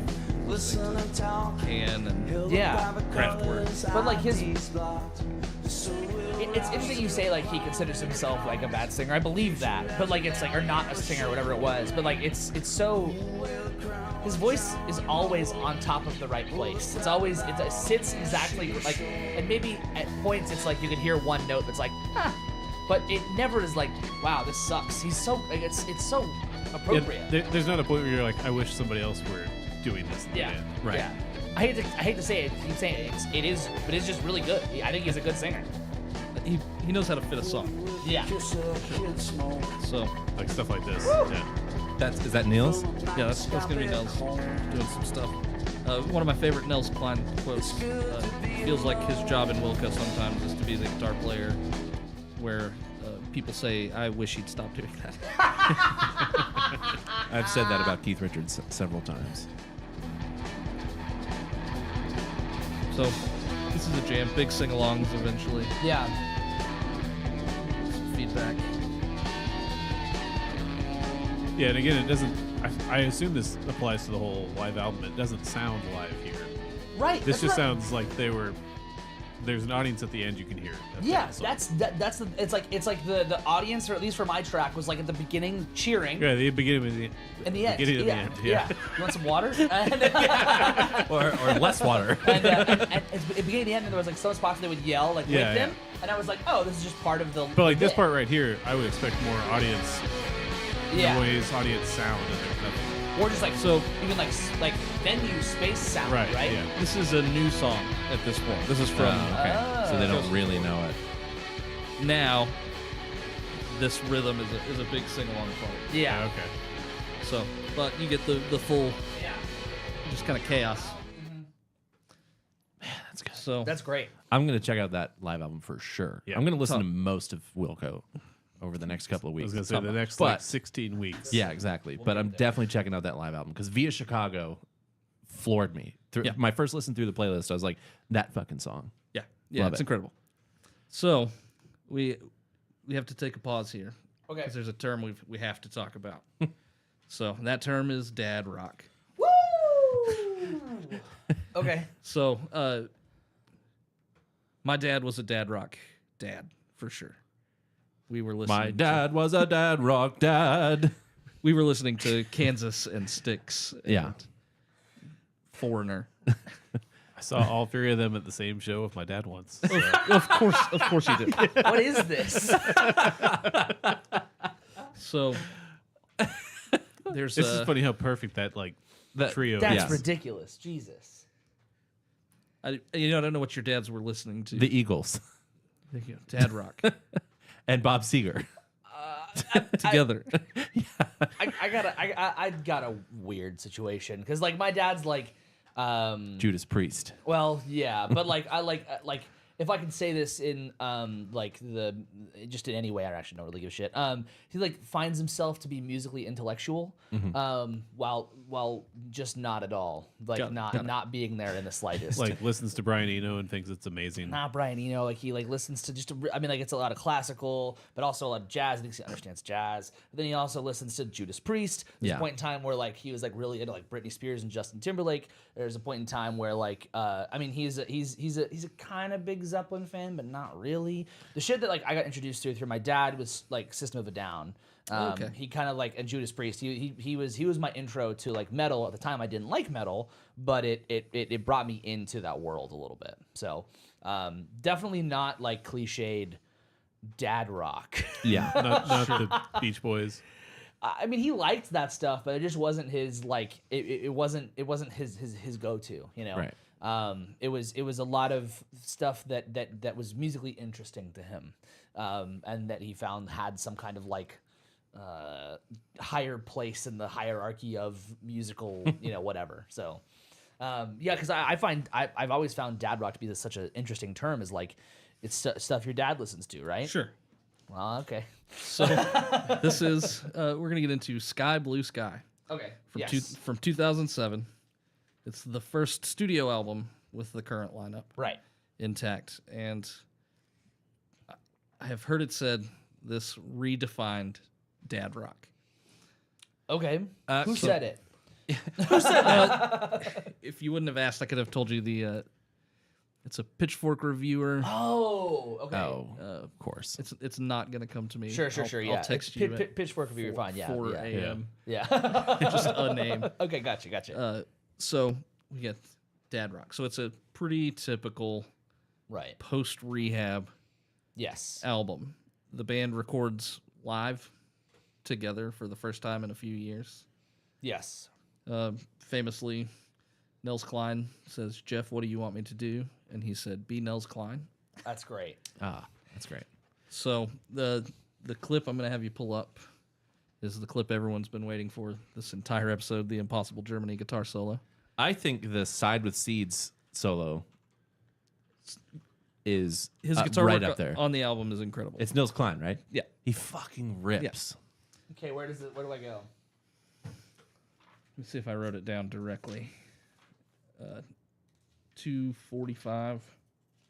Okay. Here we go. This is the solo. 245. This is the solo that. This is the solo that. For any of our people who haven't been to our YouTube yet, there's a great short, and it's on TikTok too, where Jackson says that guitar solos suck, except for Impossible this. Germany. Yeah. This is he like has a firm stance on guitar solos suck, except for this one. So this is the only good guitar solo left in the world.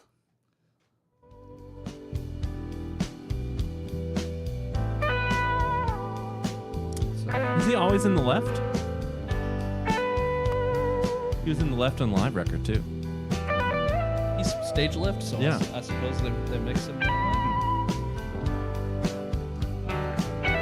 So the solo was improvised Right. in a demo session. Okay. So they go to record. Nels plays something different.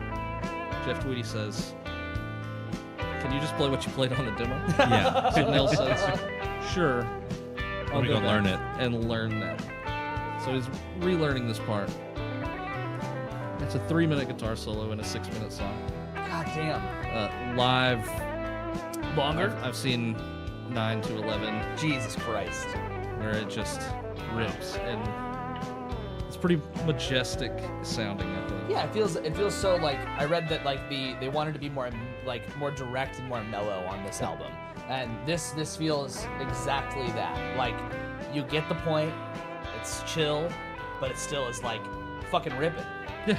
But before any of this, before even the idea of doing this episode, I got into this record pretty deep. I think you actually told me to listen to it. Sure. You're like, check out Sky Blue Sky. Oh yeah. Here's our Allman Brothers moment. Yeah.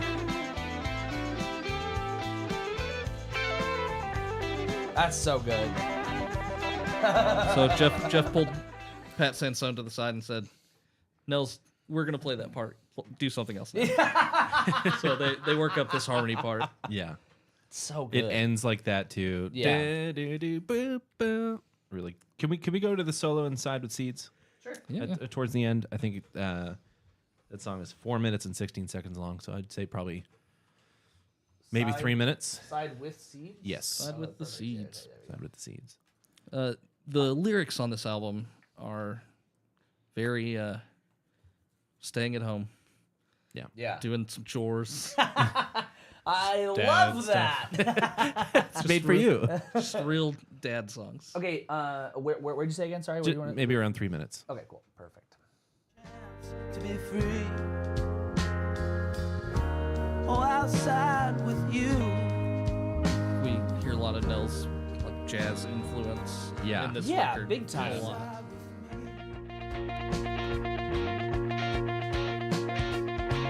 This is super like arranged. Yeah.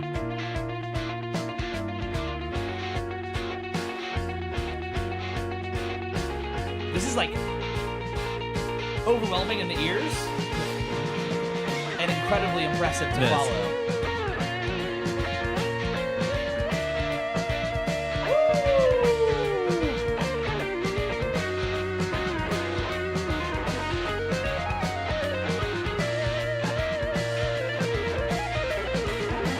Yeah, Come on. that's a lot of notes. Yeah. That's a lot of notes. This was on yours, right? Yeah. I was like, this is made for you. There are jazz guitar players now that everyone loves, and I'm like, can't play like this. Yeah. Consistently, especially, That's right? so Yeah. good. Yeah, that's crazy. So, and this album's full of that. Ugh. That's so cool. Yeah, my song was much different, much more. Which song was yours? Walking. Yeah. Yeah, it Much was- different. It was a banger. It's an upbeat little ditty. It was a banger, and then I wrote down like because it like has like some kind of like really cool groove in sections. And then like the very end, I was like thinking like it comes back around. I'm like, this is basically like a breakdown, but it's like the groove. Like it's like this is basically like metal, but it's not. Yeah. What I give you from that, Adam? I just had it pulled up. I'm sorry. You fucker. I was reading Ian's comment, which is pretty good. I had to shake it off. Okay. Ian's comment was if Josh Homme went to school for music. Okay. Which is like that makes sense. Yeah. That makes a lot of sense. Yeah, that's That's what Josh Homme wants to be. Yeah. Yeah, I think so. Yeah, I think that sometimes I hear this kind of stuff, and I think of like I already mentioned a Queens of Noise reference to this, but it's like basically two sides of the same coin. Yeah, I can see right? that. Yeah. Yeah. You've got like, cause like I talked to someone recently who was like, growing up when Queen's Noise was releasing stuff. I mean, I was too, but I was much younger. I didn't hear it like at the time. I heard it later, and they were like, as that released, people were like, "What the fuck is this? Like, what am I like? These guitar sounds in this setting is just so different." I feel like Wilco probably had a similar effect at certain times of their career, where it's like, how do you Like, compute how'd you this? get here? Yeah, exactly. Yeah. So yeah. Jeff Tweedy's a music guy. Like he's Yeah. always listening to new music as much as he can. So I'm the so influence is sorry. everywhere. We have in the chat Whomping Waluigi, and it was sick. Thank you, Waluigi. And I would like for you to rate my I'm gonna win. Give me your out of 10 for that one. Thanks, bud. All right, moving on. All right. So 2009 we get the self-titled Right. Wilco the album. Is that not confusing? Very confusing. Isn't this a weird time to do that too? Very strange. On my list was Wilco in brackets the song, Wilco the song from Wilco the album. but by The- Wilco the band. This By feels Wilco. very on brand for before I had listened to much Wilco stuff. Before this, really, it was like they're kind of a pretentious band.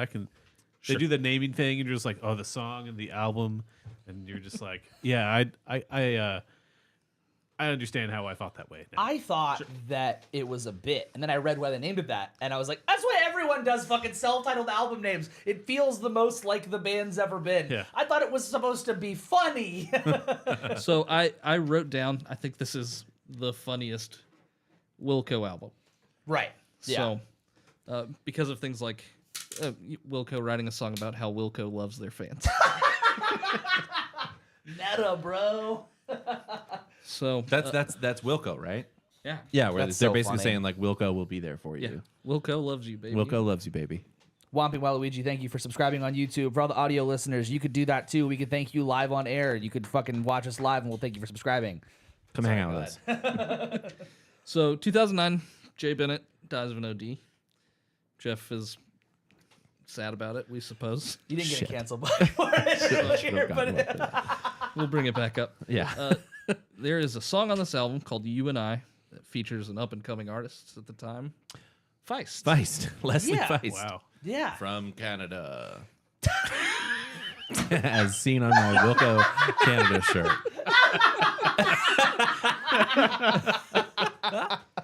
From Canada. So, Look at my tits. Okay, you gonna pull that song up? yeah, I've got 40 seconds in. What's this song called? It's again? called Sorry. You and I. I got It's called From distracted. Canada. This is their last album on None Such Records, by the way.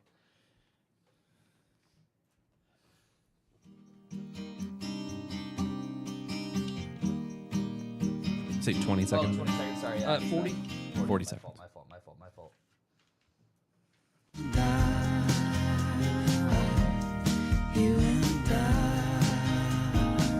Very laid back. Me and you. What can we do? Well, the words we use sometimes. I didn't look it up. Any idea when the first Feist record? I won't guess No, I'll look it up real quick. what's coming next.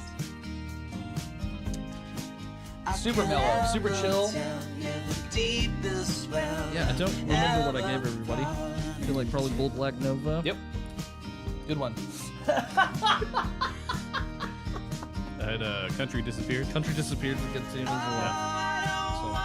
I have Wilco. This guy says he's a bad singer or not. Whatever. he No, said. there is an It's- aspect of like Dave Grohl being like, I'm a bad drummer. Like, Yeah. you'd be like, no, come on, man. Wilco's Let It Die came out, or not Wilco, sorry, Feist's Let It Die came out in 2004.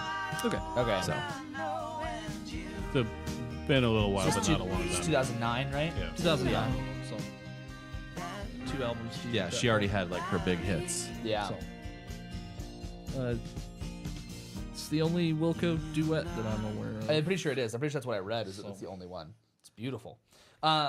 Yeah, I felt like my song, Bull Black Nova had. It felt like more jammy and noisy and like way less of like the alt country vibes, like especially compared to that. And there's this like repeated guitar that like, and then repeated piano parts that are like kind of that same kind of like you said, like Panic Attack, like Jeff Tweedy guitar playing. And now that you said that, I'm like, oh yeah, 100%. That's in this Yeah. song. Yeah, I must have typoed, but it applies. I said the song is still very based.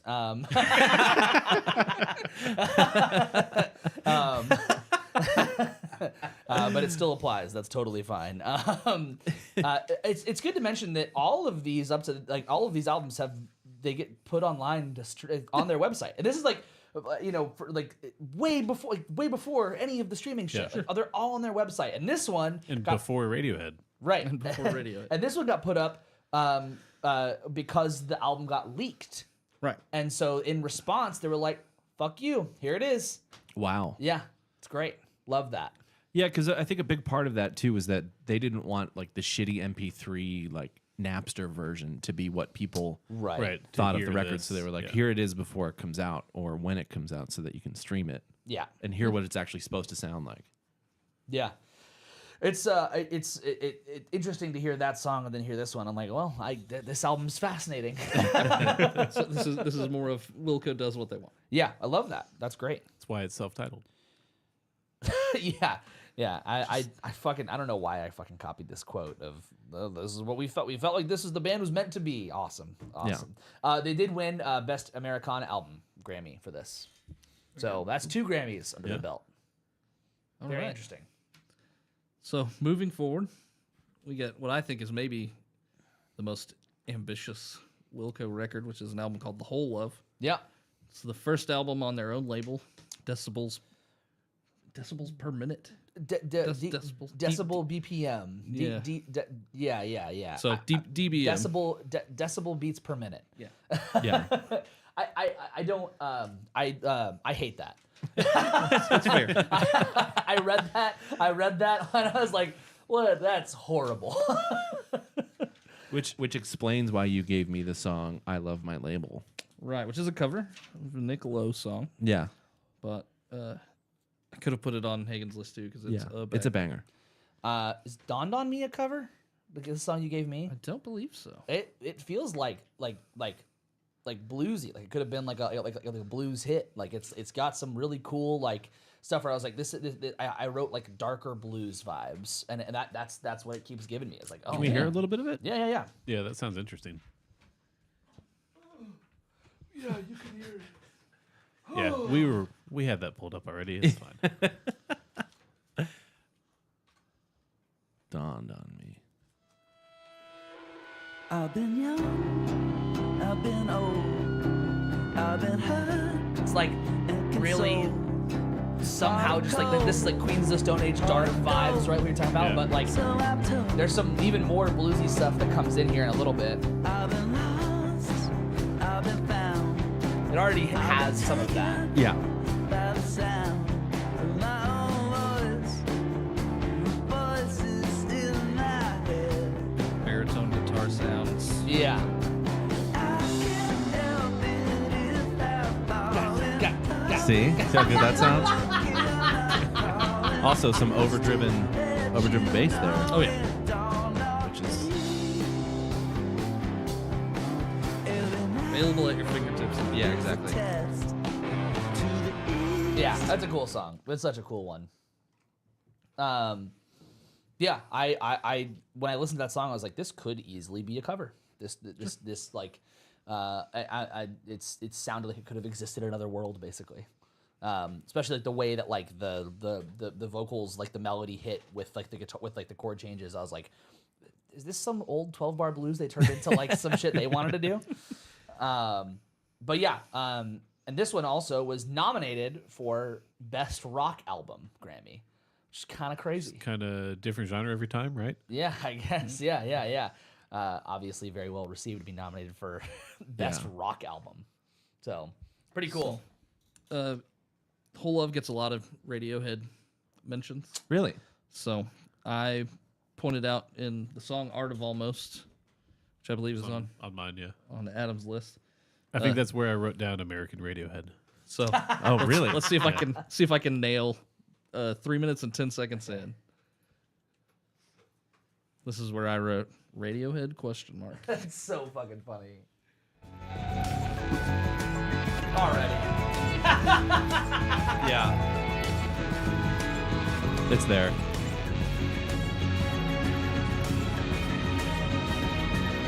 Yeah. And this is from the same record as I Love My Label. And the song we just listened to. and Dawned Yeah. on Me. Yeah. Ambitious. And they nominated that for Best Rock Album. Yeah, this song specifically. This is the first one. That's crazy. 7:15, I think. 7:15 long. So That's wild. Yeah, that sounds like the same keyboard sound they got in How to Disappear Completely. yeah, By 100%. Radiohead. Wouldn't be surprised if it's not the same keyboards. Wow.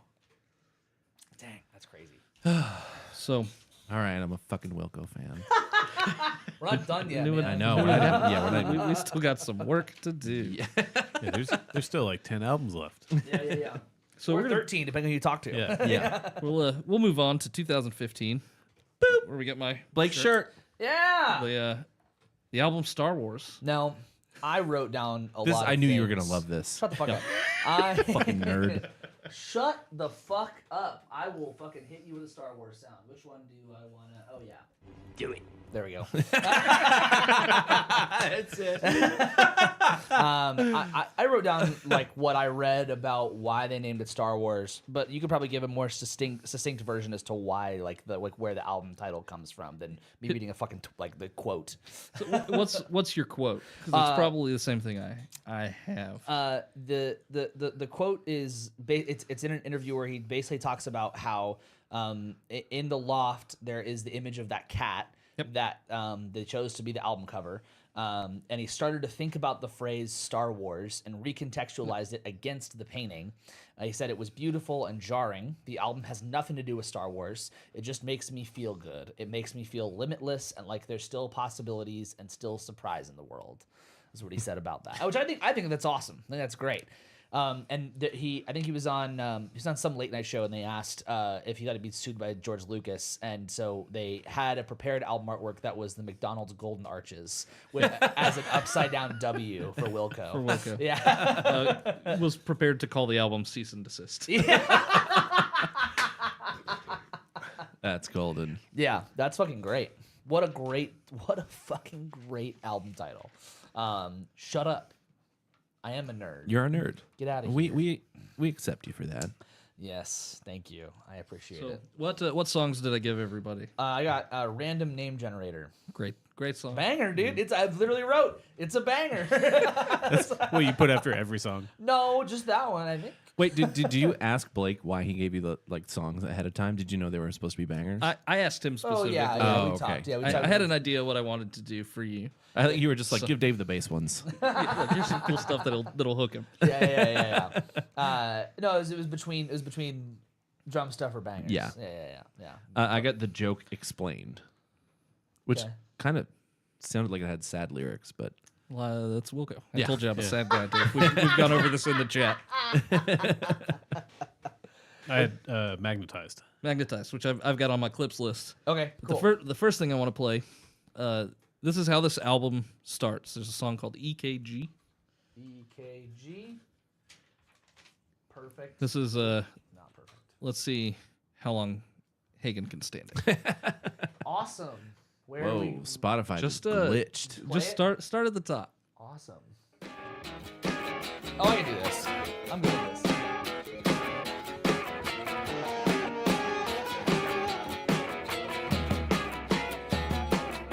I'm expecting like some like fucking like really annoying high pitched vocals to start screaming on you know. We'll talk about a Deer Hoof episode.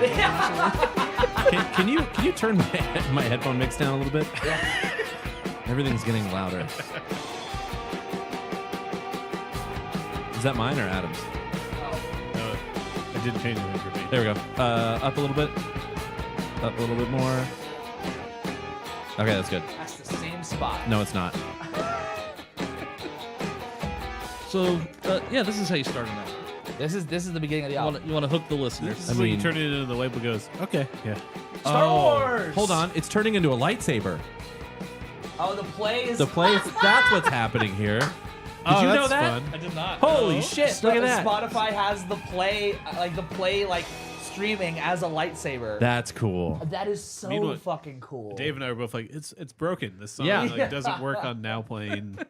What's the other one? So the other one I've got is Magnetize. I've got the last or the first 10 seconds, The first 10 seconds. which is I think Keyboard Okay. City. And all of them are lightsabers. That's crazy. Refrigerator drum, carrying the shadows, almost Nice. Hard Gates. Yeah. waste my time.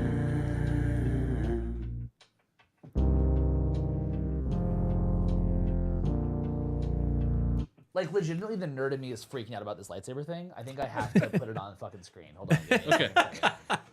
Give me just like a second, because that is the coolest thing. Now I'm curious if every song does it. So far, we're two So, out of 2 for 2. Apparently, this is with every single thing on Spotify that has Star Wars in the name. No Okay. What? Fucking So if you way. listen to Star Wars soundtracks, it does that. It does this, but because this If album if Moniker puts out a song called Star Wars, it'll do no way, that is the coolest fucking thing. that. There are Hold also on, wait. different lightsaber colors. Well, that's what I was gonna check too, to see if all these were fucking You can different. click on it and it changes.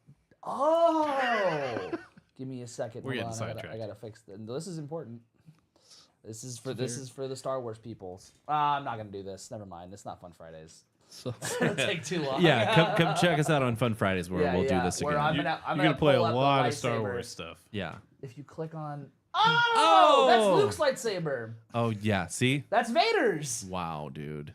I don't know whose that is. Is that Balin's? No, it's Okay, not Balin's. come on. No. All right, moving on. Ray- We're already Ray- doing a Ray- long ass deep dive. Sorry. Foster D in the chat. Sky Blue Sky is a great album by Wilco. I think we've decided, yes, it is. We are very deep in our deep dive of Wilco, Foster. We are into Star Wars. Moving on, I think, right? Are we we're moving on. We're gonna Yes. move into another great title for an album, which is actually a play on another album. Yeah, This is Schmilko. Yeah. This is a great name. It's the Harry Nilsson album. Schmilson. Yeah. There's that show that is like a musical show called Schmigadoon. That's on like NBC or ABC or some shit. Nope. And that's what is it on? I don't know what is it on. It was on Apple TV. That's Oh, why was nobody. That's why it didn't get renewed. I thought it was okay. Okay. It was really Well, good. Anyway, It's really good. I love when Adam goes, nope. well, that's there's a musical called Brigadoon. And they okay. called it. And they Schmigadoon. did the second season is Chicago. Oh, was it? Chicago. Oh, I didn't even know that. That's They crazy. had a bunch of them apparently, and nobody watched it. So Apple's like, No, no, that's we're all right. sorry. This is really well done, but I didn't. no, I didn't think it was very good, but it is entertaining. I don't like yeah. musicals enough. If I liked musicals more, I would probably Sure. also hate it. yeah. Okay. Schmilko. So yeah, Schmilko.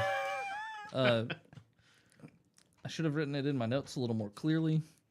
These Star Wars and Schmilko came out consecutively. Yes. One of them being a surprise. So it was Here's like an album. So Star Wars was 2015, Schmilko was 2016, and they both came from the same sessions that they did at the Loft, which is like their studio, right? Which was with their first time going back to the Loft in a while, or was that Sky Blue Sky?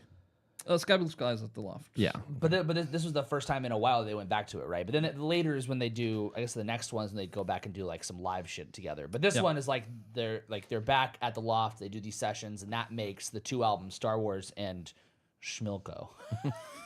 To like check and say, make sure I'm I misspelled it in one of my notes, and I'm like, I gotta make sure I'm saying this right. Yeah. Again, just to say it, it's after. Oh my God, I'm forgetting his name right now. Nilsson? Harry Nilsson's Yeah. album, Nilsson Schmilson. It's great. So, which just by titles, It's great. You know, I think the Summerteeth is more of a Harry Nilsson sound. Yes. Yeah. But Schmilko, not my favorite Wilco record. I'll say that. You're not wearing that shirt. Not wearing that shirt. So It felt a lot more, at least my song felt a lot more like chill and almost Yeah. like cinematic. It didn't feel like it was. I mean, not to say that it wasn't like a good like exploratory idea, but it was just like a different kind of route for them. sure, a lot, God damn a lot more laid back. What songs did I give everyone? I got if I ever was a I child. was a child. I got Shrug and Destroy. Common sense. Common sense. All right. So I've got the first 30 seconds of Shrug and Destroy, which I wrote revolver-esque. So I think it's like Beatles, kind of yeah, Beatles-y. okay. Shrug and Destroy. And a great song title. It is. Bye, lightsaber. So this was the surprise record. Yeah. No. But came out of the same. Came out of the same sessions.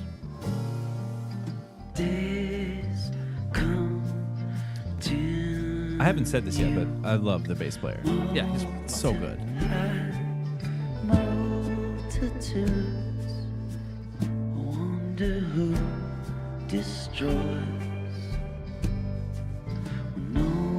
Yeah. everything's pretty contemplative. Yeah. Yeah. Yeah, I think I wrote that it was all very full of intention. It felt like everything was going a very like specific direction. Even I think the ending of this one has a bit more, not necessarily like chaos, but just kind of like unorganized. But it felt like it was organized. So at this point, Jeff Tweedy says, "We're going to take a break. Not long though. Not terribly long, 3 years. Okay. Yeah. So- You think about how they'd had an album course. like every year, Every basically. year. Yeah. So records an album with his son, Tweedy. We've discussed. His Then son's a drummer, right? Son plays drums. Yeah. Was this when this break must have been when he was on Parks and Rec? Would have been through that stretch, 2017. Yeah. I think, and then they get back together in the Loft to record the next album, which is Ode to Joy, Ode to Joy. which is by and large the saddest sounding Wilco Yeah. album. I definitely I see that. I think I like I had Everyone Hides, and it was I wrote that it was very chill again, but it was like almost like playful how chill it was. But I definitely got the sad vibe throughout. All the lyrics are pretty sad. So Yeah. that was the closest thing I think this has to a banger. But I honestly I can't even remember what my song sounds like. I got Love Is Everywhere. so Before us, I don't recall if it was sad, but I assume it is. so pretty. It seemed like at the end of my list, at least, it kind of slowed down a bit. Yeah. That So this kind of hit that point. pretty chill, And- sad album. And this album was at the point where so what they did was it was like Tweety and sorry, how do you say the fucking drummer's last name? Kochi, Works for me. whatever. Kalachi. Kalachi, Tweety and Kalachi. They had like done some sketches, like demo sketches of songs, and then the rest of the band came in and then fleshed the rest of it out. So it was the two of them who would like track some shit, and then everybody came in and then they finished it basically, which is a really cool idea, cool approach to a song, I think, to a record at least. So I wrote 56 seconds into Everyone Hides as my clip from this one. There, for anybody interested in drum parts, Glenn Cochi does a run through of all of his parts on this album on YouTube. Wow. It's pretty fascinating to see his setup for this stuff. Is it 56 seconds? Yep. So the other thing too that I noted about this one is that like the it's chill, but the playful thing that I mentioned kind of comes from like the lead guitar and like the percussion, drums, all of it. It turns the song into like nothing bangery, just a foot tapper and a head bobber. That's all I wrote. It doesn't go far enough to be like this is a fucking banger. It's like okay, yeah, Yeah, you that's know. all you Close need. as you're gonna get on this album. Yeah. Yep.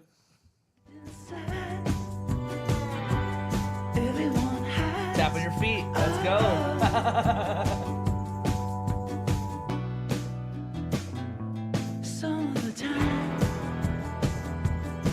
That's great. The low Production-wise, piano. Yeah, ton of cool piano parts. Jeff Tweedy's playing a ton of very small guitars. Oh, Tiny guitars. Just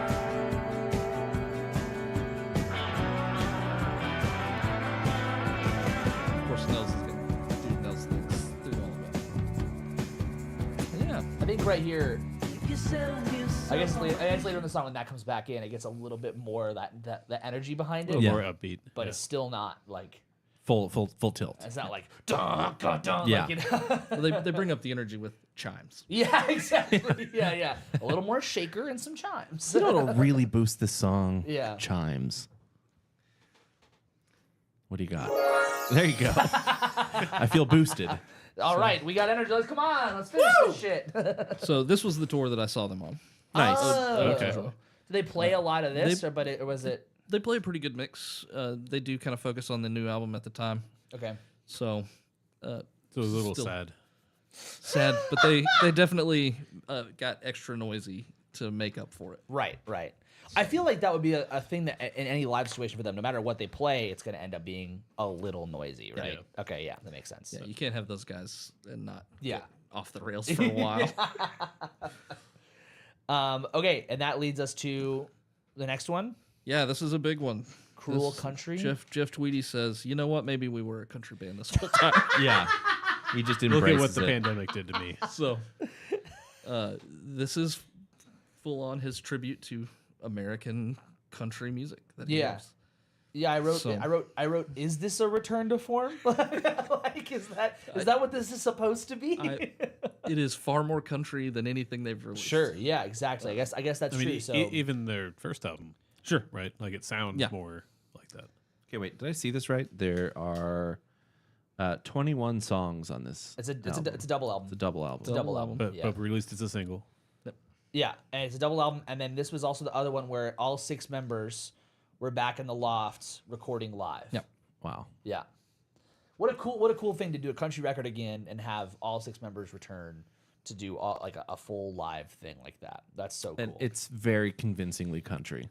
Oh, yeah, it's very good. Yeah. Yeah. Yeah. I listened to my song and I was like, oh man, it's, like I said, is this return to form? Then I read about it. I'm like, oh, is the whole album's country? Yeah. So I surely had- gave I you had- Falling Apart. You Many, did. many, I Many got Worlds Falling was the Apart. song I had, which is 8 minutes, 8 minutes. which I did not expect. That's the clip I have. Yeah. on my list. as Yeah, well. I have Falling Apart. You have Falling Apart. I have it as well. Really? Yeah. Aha. I know, look at that. We have It's a good song. It is. It's great. So yeah, pull up Mini Worlds. I'm just gonna pull up the album because it's easier for me. Okay. Many worlds. Okay, cool. Where in the song? I have This looks like I wrote 10 seconds. Let's see if that's correct. 10 seconds, you're like, when is this over? How long is this song? It's Yeah. 8 minutes. My note to myself was post-rock. Just I love country music. Secondary dominance, baby. Nice. What do we do during secondary dominance? We drink when we hear minor fours. Nothing. Nothing. Sounds so sad about it. I throw my key at you. No. It's the key. It'll hurt.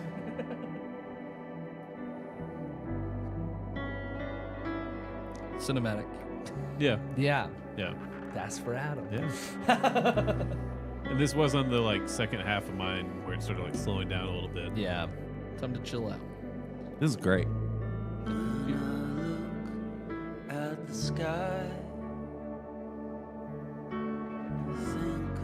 Just that no singing bastard. Yeah. Yeah, he's just no good. God, he Yeah. sucks. Terrible. Holy shit. Many worlds collide. And people would like pay so much money to sound just like him. Yeah. It's crazy. But at the same time, he reminds me of Taylor Goldsmith from Dawes, where it's like, Yeah. he doesn't sound like he should be as good as he is. Yeah. Yeah. He sounds committed to it. Yeah. So much emotion, too.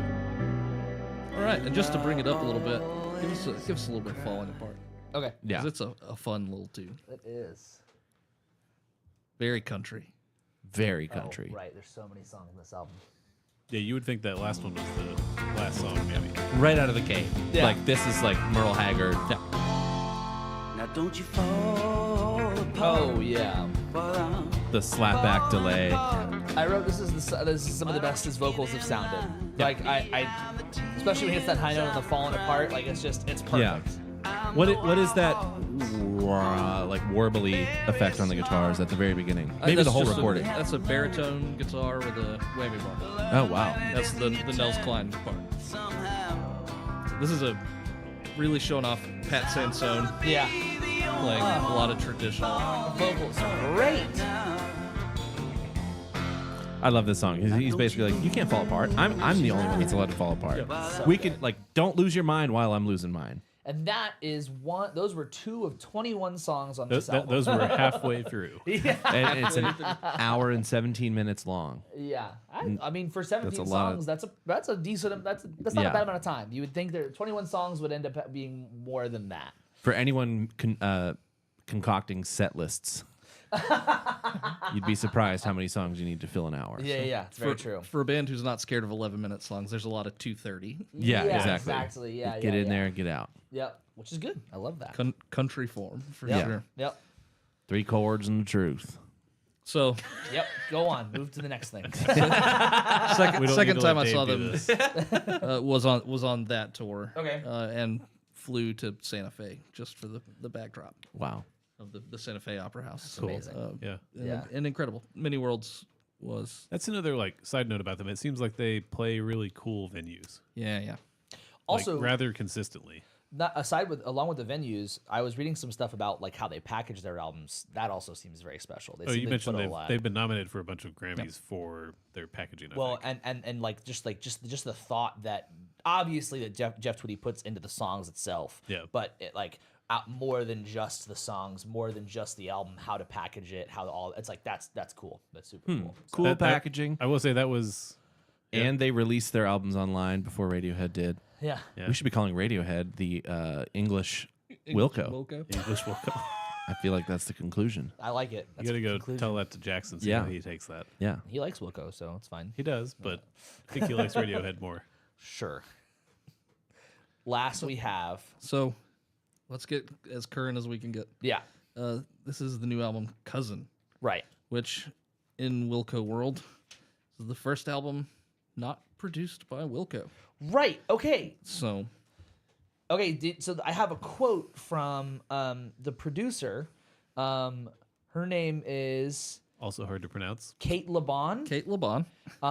And I like so relevant to what we were talking about before we started, and like during like bunch of white guys talking about Wilco, very, whatever. She said there aren't a whole lot of white male rock groups that feel vibrant in any way to me. I don't know what they're singing about. I don't know what they're angry about. I don't know what they care about other than maintaining and protecting their status. And I don't want to be the way Wilco looks at itself. It felt really right to ask a woman to produce a record for us because it was an honest way to surrender some of those assumptions. That's why Jeff chose Kate LeBon to be the producer, which is incredibly self-aware. Yeah. So, and something interesting Kate LeBon did is, you guys like to record together. Stop it. Yeah, don't do that. Yeah, I thought that was super interesting. She worked with everybody individually Yeah. and built interesting. these songs. Apparently, they would get together and do a couple, they get together in groups and then split off individually and then get into a different group and then split off again and yeah. Very cool. Now, I will say on my song, I had 10 Dead. Yep. And from what we listened to, I already know that what I wrote about this isn't true. But I felt like on this album, at least for this song, I was like, it feels like more harmonic exploration. Sure. I know that's not the case based on what I listened to. I know that they've done plenty of that. But on this song in particular, I was like, wow, they're doing a lot more stuff. The melodic and harmonic stuff is feeling like it's really taking waves here versus kind of we're gonna sit and do our thing. We're gonna be noisy and shit, but we're not gonna write a chord progression with some weird ass shit in the middle while the melody is still flowing on top. Now I know that's not entirely true, but that's just how I felt about my song at least. I mean, I felt that way about You Gave Me Pittsburgh, and I felt that way about that one. It was very, very lush with just so much stuff in it. Almost overwhelming. Sure. Yeah. So what's interesting, Tin Dead, they played when I saw them in Dallas. Yeah. And then Jeff Tweedy has a Substack called Starship Casual. Mm-hmm. And he mentions the following Monday, see them Saturday. Said we played Tin Dead in Dallas. It's too heavy. We won't play it again. No. So What lyrically, a fucking it's bummer. and the song is a bummer. So Damn. Wow. That sucks. as great as it is, he said, it doesn't feel good when we're done. So Wow. Yeah. Fuck. That sucks. Well, it's a great song. Did I give you a single? Did I give you Evicted? Infinite Surprise. Infinite Surprise. Okay. Which I think, like Dave said, also had a lot going on. Yeah. So It was great. It The- works. somebody really said well. the Kate LeBon secret is wiggly guitars. So that is definitely a theme through that album. That's great. So, and that brings us to current. I had here, if you would like to play Tin Dead. Sure. It is a bummer song to end on. It's okay. And we'll never play it again as he's So- ordained. I think it's a great song. It's the lyrics. Yeah. Yeah.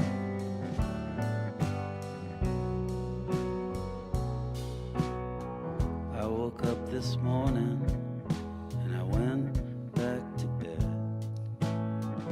10 dead, 10 dead, now there are 10 dead. Turn on the I love it so radio. much. It's so beautiful. This is Yeah. what they said. No more, no more, no more than 10 dead.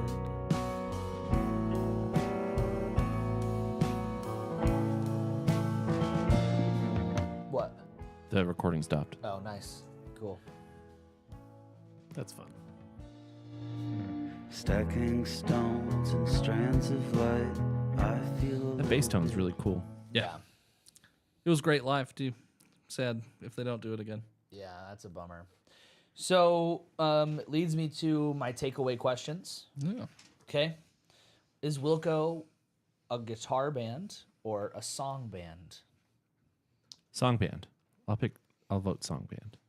I found that I could go either way on this, but I found that the guitars were so important and so good, and I was like, I could see. And I talked to some friends yesterday, and they were like, Jeff Tweedy's still my favorite guitar player. Yep. The guitars are so important that I could see this answer going either way. What do you guys think?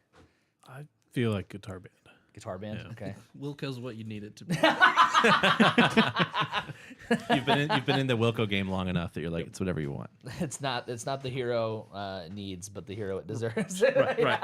Yeah. Yeah, Hagen. Okay, and then is Wilco a jam band? So this is a hotly debated question in the Wilco world. Okay. If jam bands were good, Wilco would be a jam band. I think that's a fair take.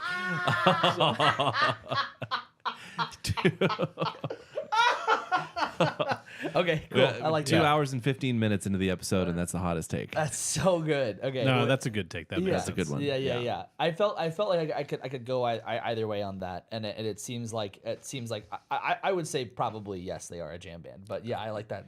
They're at least jam band adjacent. Yeah. That's fine. Yeah. They'll throw in Grateful Dead covers live. Wow, that's crazy. Okay, gotcha. Okay. They know what they're doing. Now, the final thing that I kind of have to say about this is like I really enjoyed my time with the playlist. I don't know if it's something that I can like honestly say I'd go like dive into more stuff because there's so much to dive into. But if I know it's specific, you made playlist specific to us. But if you could give any listener a place to start with Wilco, like here's like here's like this is the best place. Doesn't matter what you like. If you like, if you're interested in the Wilco world, where should someone start? I think Yankee Hotel Foxtrot is the gateway Okay. because there's so much drama. Okay. You can hear it in the music, but Yeah. if you do any base level research, Yeah. that's what's coming up. Gotcha. Okay. I kind of feel like that makes sense. I listened to that after. So sorry. My book, dude. After the playlist, It's on and display. I was kind of thinking like, yeah, I'm in like on more. And I think if you listen to that album, you'll be like, yeah, this is for me, or you'll be like, no, it's not for me till I've turned 35. It's poppy enough to hook you, Yeah, and for then sure. weird enough that you're going, what's happening? Okay, great. Well then, I think it's time to talk about what we're listening to aside from Wilco. You guys got anything? I do, surprisingly. Excellent. Faye Webster, you had mentioned that album, Ooh. Undressed at the Symphony. Great. I listened to that first song, and I was like, I'm totally in for this. So fucking good, I'm dude. not gonna stop. This is gonna be great. Yeah. It's great. Amazing. I need to listen to more things that Hagen recommends. I frequently feel that way, and, Yeah. and I do, and I go, he's right. Time? Just go back in the edit, and it just loops over and over again. I'm gonna put that on the fucking board. I can't remember if I said this last week or the week before, but Nora Jones's record Visions, it's still You had and said it was like a grower. it's growing. Yeah. It's doing its thing. Nice. And I also went back and just remembered how great of a songwriter Paul Simon is, and with been Okay, listening yeah. to Paul Simon's stuff. That's great. I'll go. You can go last, Blake. Jesse Volume 4, Jacob Collier. It's been the thing that really took me. I have so many takes. I'm waiting for the time to really let him out. Yeah. I've got so much to say. Hopefully there will be a space, whether it be a fun Friday or we can do an episode about it or a bonus episode about Jacob Collier or something. Patreon. Yeah, I have so many opinions about this album, and the cliff notes are stop at track 12. But the other thing I'm listening to is it's sorted by Cheek Face. Cheek Face is kind of like this like more like power pop, like art punk kind of thing. They From pop- England? No, I don't think they're from England. I don't know though, but it doesn't sound like they're from England. Yeah. This album was released this year. It was on Fantano's list of like shit that he likes a lot this year so far. So I was like, cool, I'll check it out. Whenever he likes rock albums, I'm like, I'm so curious, like what. So I checked it out, and the related artists were Jeff Rosenstock and Illuminati Hotties, and I'm like, I like that a lot. This is for you. And I asked Jackson if he liked it, and he was like, "This is all I've been listening to is this." But I don't think he's listened to this album yet. But it's great. If you listen to the first song, the fringe and the vocals kind of are a little bit weird, give it a second, let it kind of get to the hook, and it's just fun. It's just fun. So that's what I'm going to be listening to next week. Adam's always going to be a week behind. Week behind. If I started watching Fun Fridays, I would be the same week. Hey. I guess that's true. Yeah. I guess that's true. All right, Blake. All right, I've got tickets to see Deerhoof in a couple of weeks. I've been listening to their most recent album, Miracle Level. Nice. So noisy art rock from San Francisco, another band that changes how they sound album to album. So Cool. Very nice. Okay. Well, anybody got anything else? Or are we ready to get out of here? that's all. I think we have like So four more albums to talk about. Perfect. Yeah. Yes. Awesome. Well, first I want to say thank you, Blake, for coming on and Yes, being thank you. our journey for Wilco here. This is like, I don't know. We haven't done an episode this long in a while. One, and I think two, it's a good thing that we waited for this to do a long episode. We and haven't done really- this deep of a dive in a long time. Well, and to be fair, we didn't really even, we listened to one song per album. Yeah. I was gonna say this is maybe the best deep dive in that way because we had the perfect like guide for where these are the songs for you and then Exactly. these are for Dave. Yeah. So thank you so much for this. This is incredible. We very much appreciate your time. Is there anything that you want to like shout out? If you want to promote at all, is there anything you want to say before I get out of here? New band, band called Twig Eaters. Okay. Keep an eye out on social media. Is that the Instagram? Is just Twig Eaters? Twig Eaters. Okay. Cool. Can't really tell you much about it. We'll rehearse tomorrow and I'll know more. Okay. Secretive. Cool. Do you want to talk about your pedal thing too? Yeah, you can check out Margot, Instagram. Margot Electronics on Instagram. Okay. Awesome. Margot Electronics. That's Blake's boutique pedals. I build them and paint them and don't know what I'm gonna do with them. I have to give them away so my wife doesn't get mad that there's so many in the house. Well, awesome. Thank you so much for being here. It truly means the world. And happy birthday to Dave. One more time, everybody. Happy birthday to Dave. 35. Congrats made on the Wilco Welcome birthday. Yeah. to Wilco World. It's like That sounds like a thing they would do as like a Disney World kind of thing. Yeah, for so I was Wilco thinking, fans. yeah. The website is Wilco World. Well, and I do know. I do remember Yeah. that. Yeah, it's cool. great. It's very in line. Yeah. Happy birthday. Thanks. Thank you guys for listening. Thank you for watching. If you made it to the end of this episode, then hopefully you are also a converted Wilco fan as well, like the rest of us are. I'm speaking for us. Thank you guys for listening. If you haven't already, please follow or subscribe whatever podcast app you are using. If you're watching on YouTube and you haven't subscribed to the video, you watched the whole fucking 2.5 hours. Where the fuck aren't you subscribed? What's wrong with you? Like the fucking video, all that shit. Please, it helps that a lot. It's free. If you're on social media, DFTA Podcast on Instagram, Don't Be the Artist on TikTok. We also have our Patreon. A new episode's coming up this week. Check that out, and we'll have another new episode up next week that will also follow along with what our main episode is. So stick around for that. Stay tuned for that. That's a better way to say that. There you go. If you have any topic suggestions, if you want to say hi, anything like that, you can email us at feedback@don'tbetheartist.com. We do listen to you guys. We do take like if you have ideas, please tell us. I had a friend who listens to the show who was like, "Oh man, I want you to do these deep dives. I told you that a while ago." I'm like, "Well, tell me again, man. I'm gonna forget shit." Yeah. because it's a good idea. But So better yet, you bring us a playlist. That saves a lot of time. you and do come all on the show. work. So please, we'd love to hear from you. Feedback@don'tbetheartist.com, or you can DM those previously mentioned social media accounts. Like I said, DFTA Podcast on Instagram, Don't Feed the Artist on TikTok. We'd love to hear from you guys. Just anything. Just if you want to say hi, whatever. I got a comment on a YouTube short that I posted that said, "Not everyone needs a podcast," and I responded, "But we do." Yeah. With a little like cry face, like the little big eyes I love emoji. Because we do, right? Come on, we're four white guys talking about Wilco. Fuck off. Thank you so much for listening. Thank you for watching. We appreciate you so much. I gotta pull up the thing so I can You transfer did it scenes. I again. did it again because I was like, I'm fucking done. I don't have to look at this anymore. Fucking idiot, dumbass. Thank you guys so much. We appreciate you and Fuck off! Get me in town! bye.